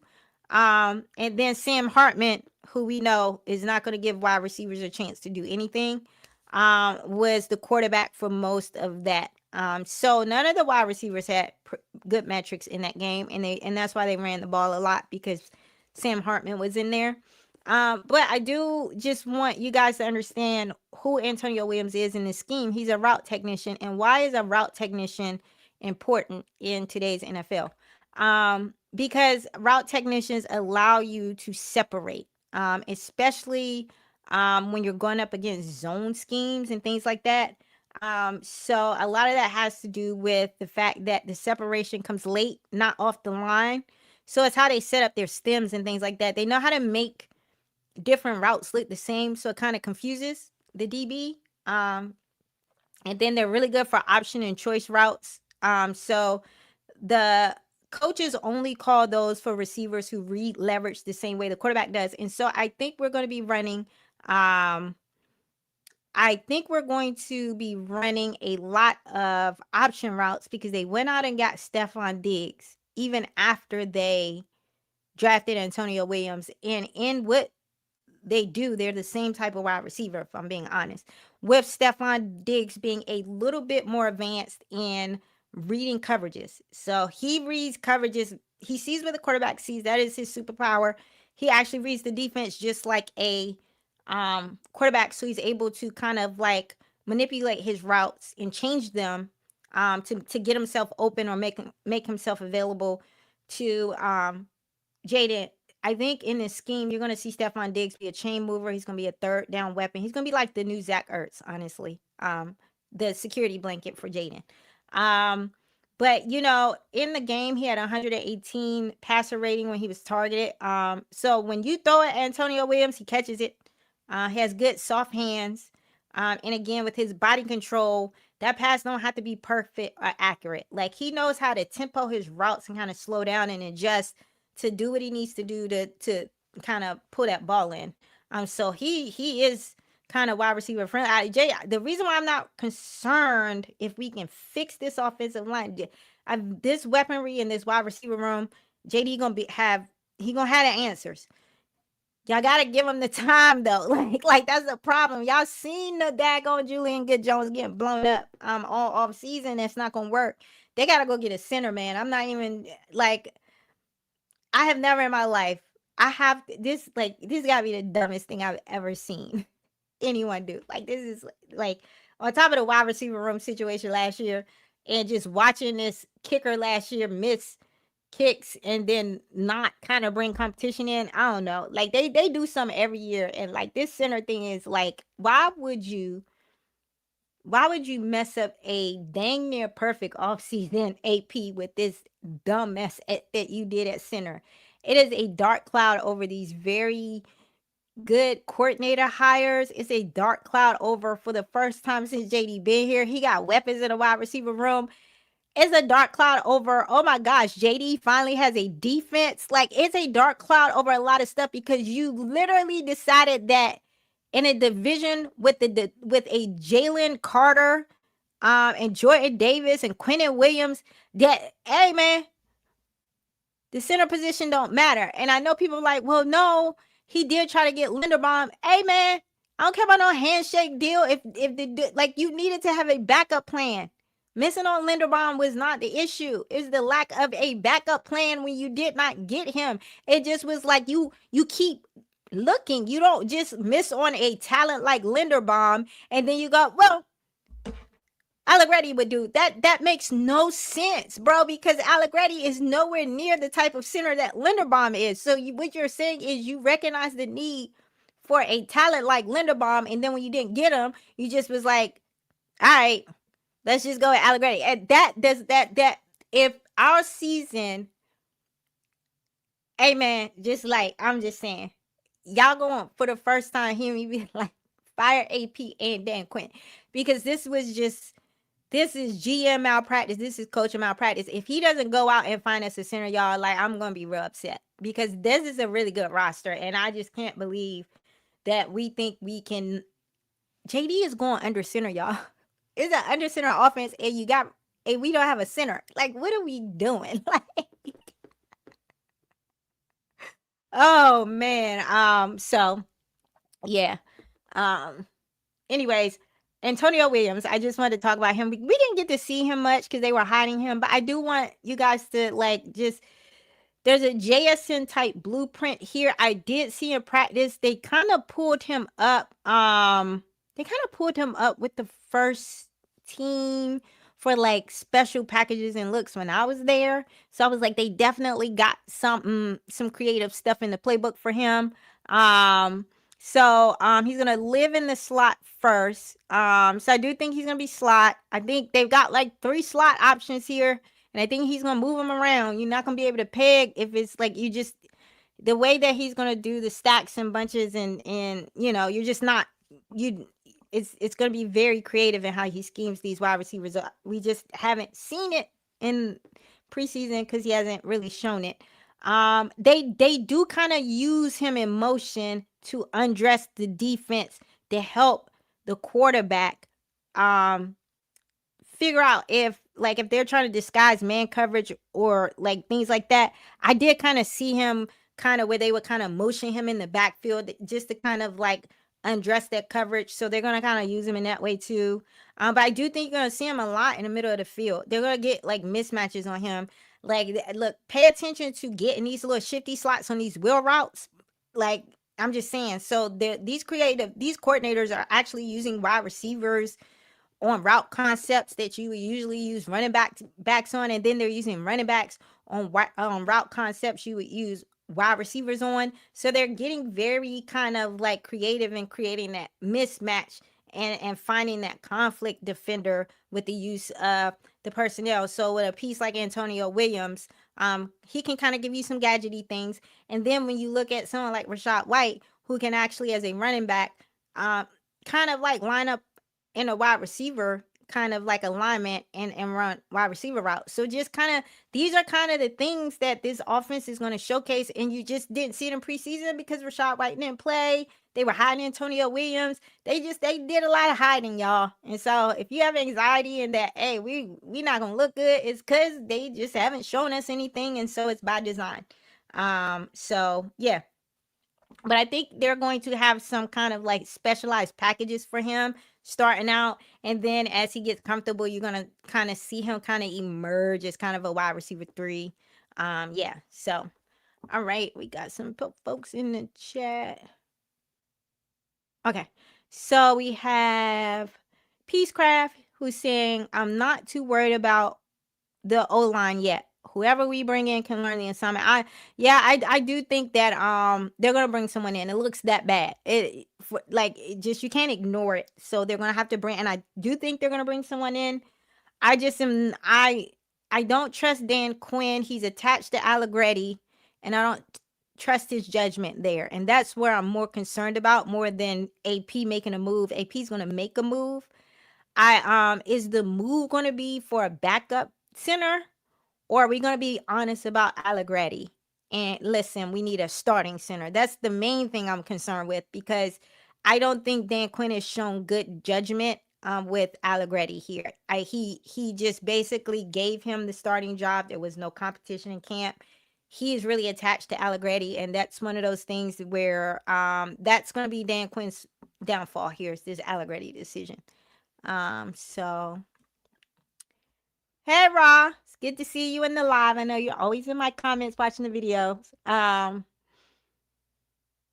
So we got Joe said the running backs do not seem to protect the football in traffic, fumbles cost games. Yeah, like no, that's a thing. So I hope they can clean that up with everybody in the room. Because my understanding is Rashad White kind of had that issue too with his previous team. So it's something I just hope they get cleaned up. I don't like training young backs with jump cut drills because they'll be using jump cuts when they don't have to. Yeah, I agree.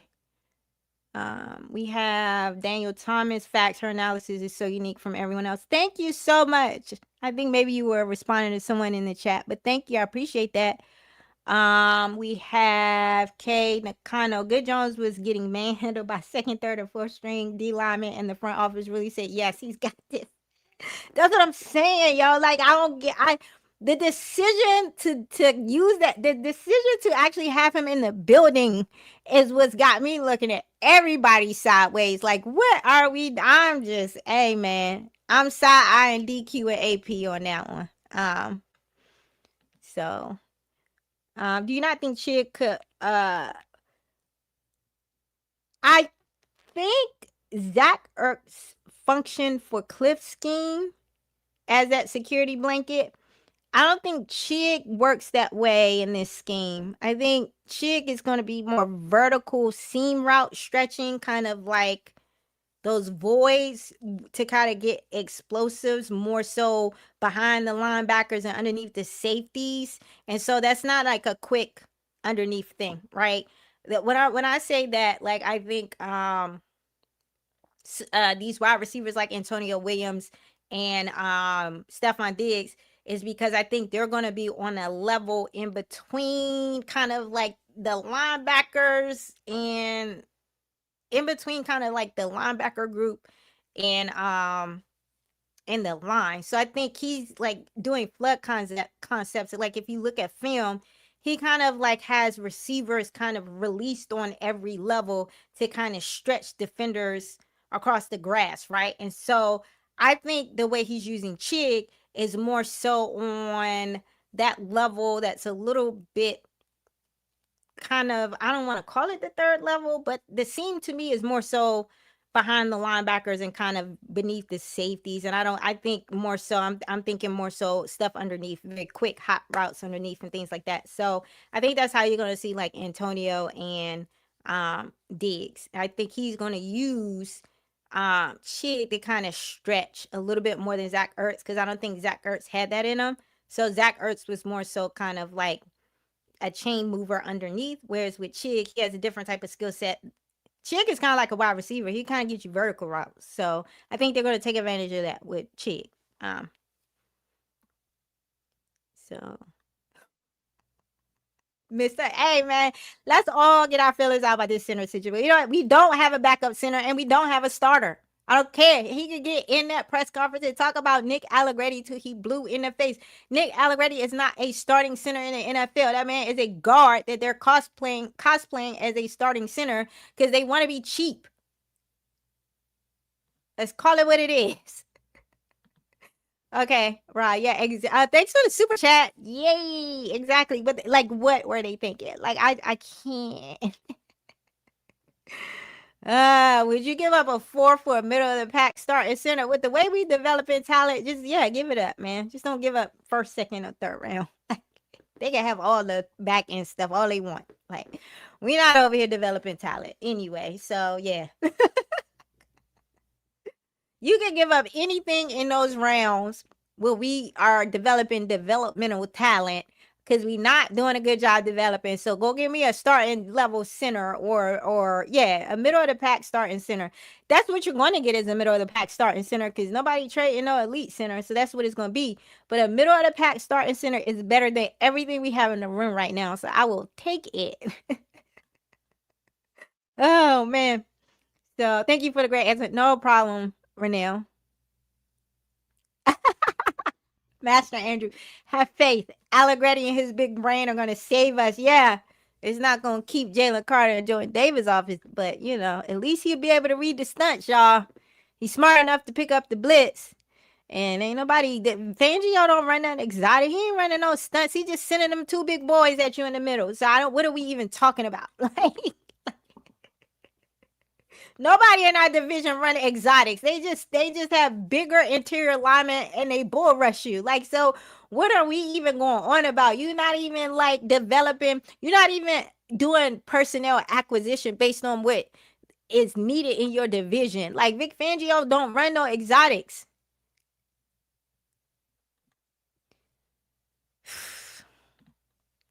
All right. That's enough of me. So this is our 6 month because we just did the 5 and this is the top 5. And I thought I would give everyone a treat with the fan favorite breakout, Tyler Owens. I'm so proud of Tyler, man. Like the new coordinator took an interest in him. And Tyler was given the opportunity and he just stepped up, right? When he got his shot, he's like, I'm not going to blow it. And so that's why it's like, I'm not buying this like effort, Tyler Owens went out there and he understood the assignment and he played like it. And the fact that you saw other players play the way they play, they ain't got it in them. So like sometimes we just gotta accept when certain players don't have it in them. You got a bunch of UDFAs and rookies under the bright lights looking like rookies and UDFAs. I don't want to hear from Dan Quinn talk about he disappointed. Like, come on, man. But what'd you expect? Like these are bright lights, and we acting shocked that like these young players folded under the bright lights. Tyler played like he been here before. He played like he was a man trying to earn a spot in that 3 safety look and get him some sub packages. And Tyler gonna be out there playing football, y'all. He gonna be out there. Y'all gonna see him in some of these sub packages. So don't think that he just kind of this special teamer that is like, all right, so he demonstrated he can play defense, so now he can go back to special teams. They're gonna use him, and I'm gonna tell you why they're gonna use him. Because finally, Devontae Jones looked at Tyler's body and was like, yep, linebacker. Finally, I was like, bro, like he's a backer safety hybrid. I don't know what Joe Witt was doing, but Joe Witt was like, I can't use you, bro. You got to be able to play strong box safety or free safety. I ain't got nothing for you as a linebacker. So, and because this scheme uses a lot of backer safety hybrids, it just worked out. Like Tyler Owens is kind of being used in this scheme, kind of like how, and don't kill me because y'all, as soon as you comp to another player, y'all be like, oh, he's not. I'm not saying he's Josh Metellus. I'm saying he moving him around in the defense in that kind of way. So Tyler Owens been getting busy at the line of scrimmage. I'm gonna tell you what they've been having him doing. And as you can see, he's been stacking up metrics, doing a lot of things. And quite frankly, I wanted the full sample size. So these are all 3 preseason games that he's played. Tyler's been consistent. He have above average defensive metrics. Tyler has consistently been like the top 3 defensive player like each game. I was like, I gotta keep an eye on Tyler because he kind of is like the standout defense. It was Quan and Tyler Owens. If you looked at like the rankings of the defensive players at the it'd be like Tyler Owens and Quan. I'm like, dang, they out there getting busy. And so his run defense is below average. So I think because the way that he plays run defense is kind of like a linebacker, and I think that takes eye discipline. So I think the more he plays it, he'll be fine. I just think he needs the eye discipline. Tackling, we saw him out there blowing people up in the last game. He was a man on a mission. His pass rush, when they bring him off the edge and stuff like that, we saw him run through the running back's face. We saw that. And then he actually, as the overhang defender, is doing very well in coverage because he's not having to kind of like play off the line of scrimmage and kind of reroute concepts. He's just basically using his athleticism and just matching him up on the tight end and the overhang. And he's just staying with the tight end using basically his gifts. So he's been a nice piece, much like Sonny, to use on the tight ends and covering in the overhang. So basically what they have him doing is he is walking down as the overhang defender, which is about 4 to 6 yards outside the box. He is basically used in run pass conflict on purpose, right? So he's there to confuse the quarterback on what he's doing, right? So you don't know if he's coming off the edge on a blitz. You don't know if he's there to cover the tight end. You don't know what he is doing in this overhang alignment. And so it's perfect because, you can deploy him in so many different ways from that alignment. So he is there to kind of confuse the quarterback on what he's doing. He had a 74.1 pass rush as a defensive back. So he is the cheat code for pressure without pulling a coverage body off the field.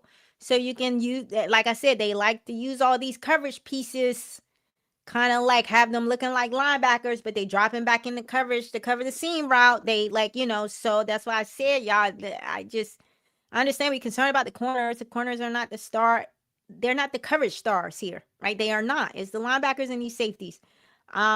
His tackling is why the perimeter run and the check down both die where they start. So they're going to use him to scrape. They're going to leverage him for his sideline to sideline speed. So he's not going to be in the middle trying to come down and figure out what's going on between the big bodies and they just telling, hey, your assignment is this, and just run sideline to sideline and just be a sure tackler. And so he demonstrated himself to be a sure tackler. And so we saw a lot of bad tackling out there.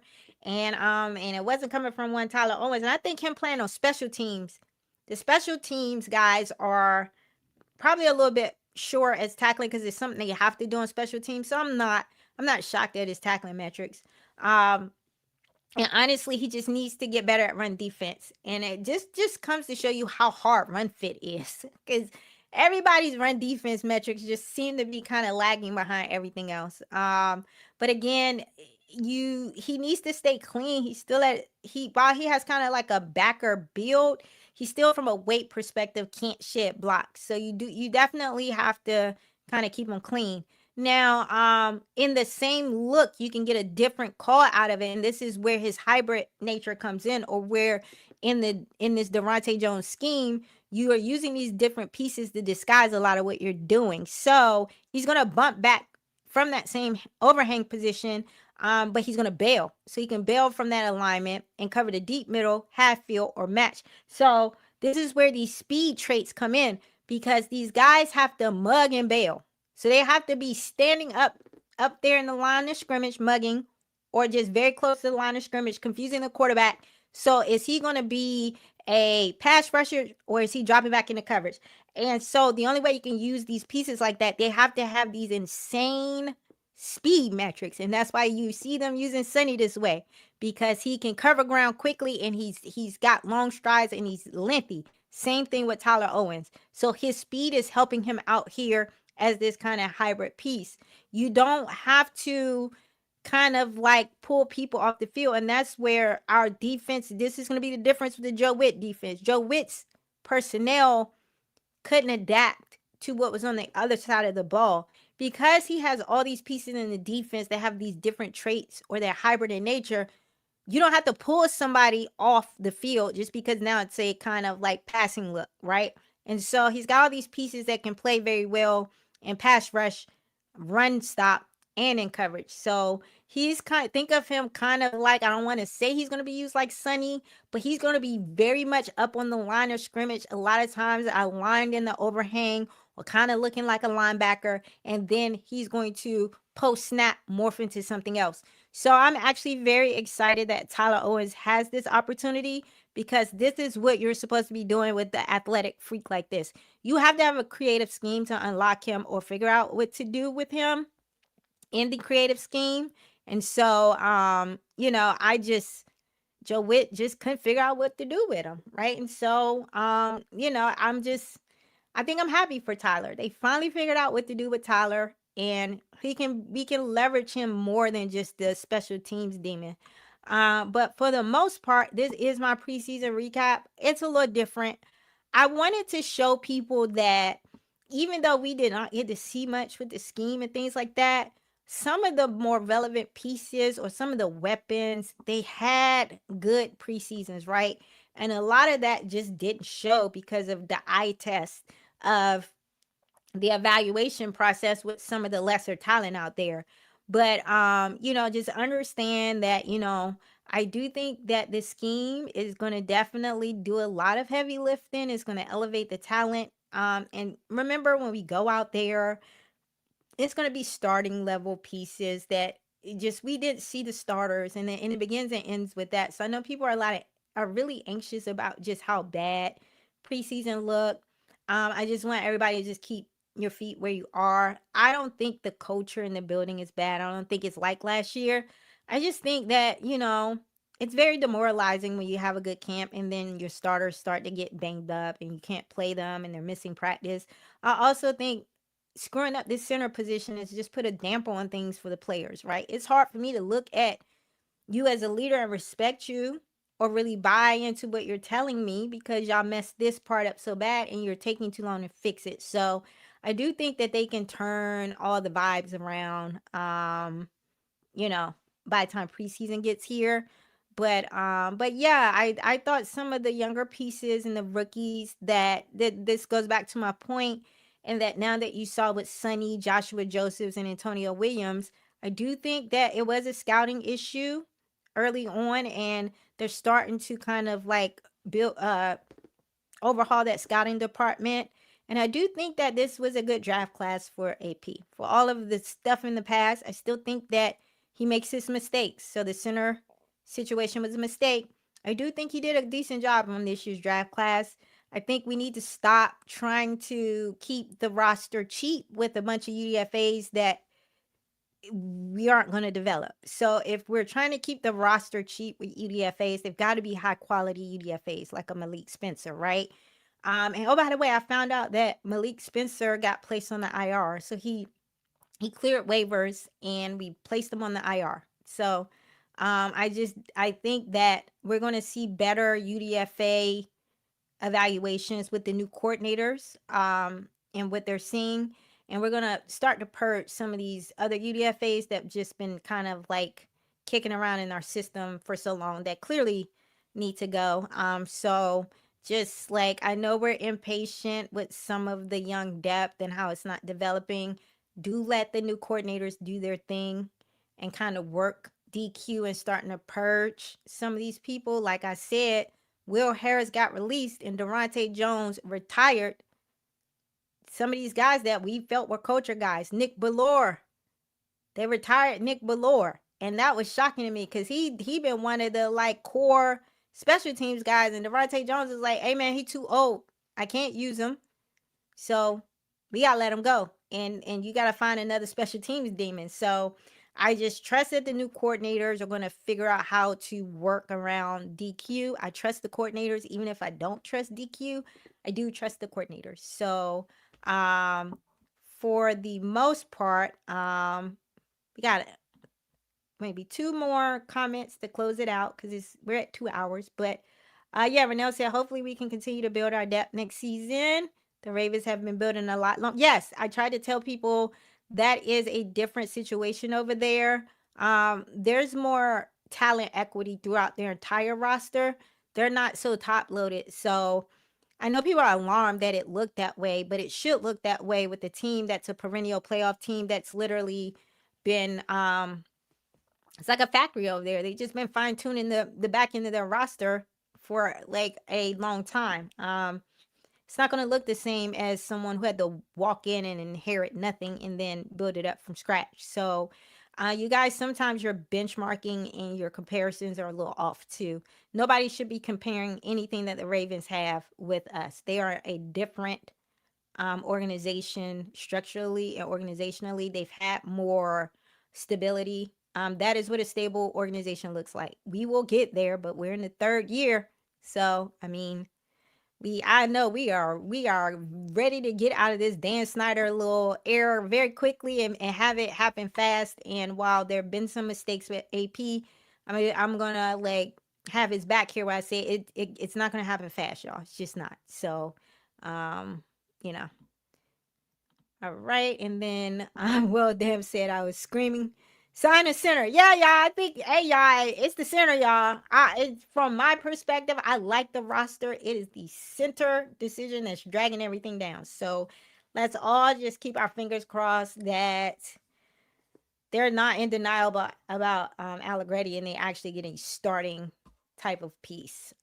Because I'm not comfortable with Allegretti, but yeah, well, thank you guys for coming to the live stream, and I look forward to the next one. So I don't know when the next one will be. Y'all know I do these whenever I got something to really like interesting to share with you. So hopefully it won't be too long between the next one. But as always, you guys always come through in the live stream, so I appreciate it. And everybody enjoy the rest of your weekend. Bye.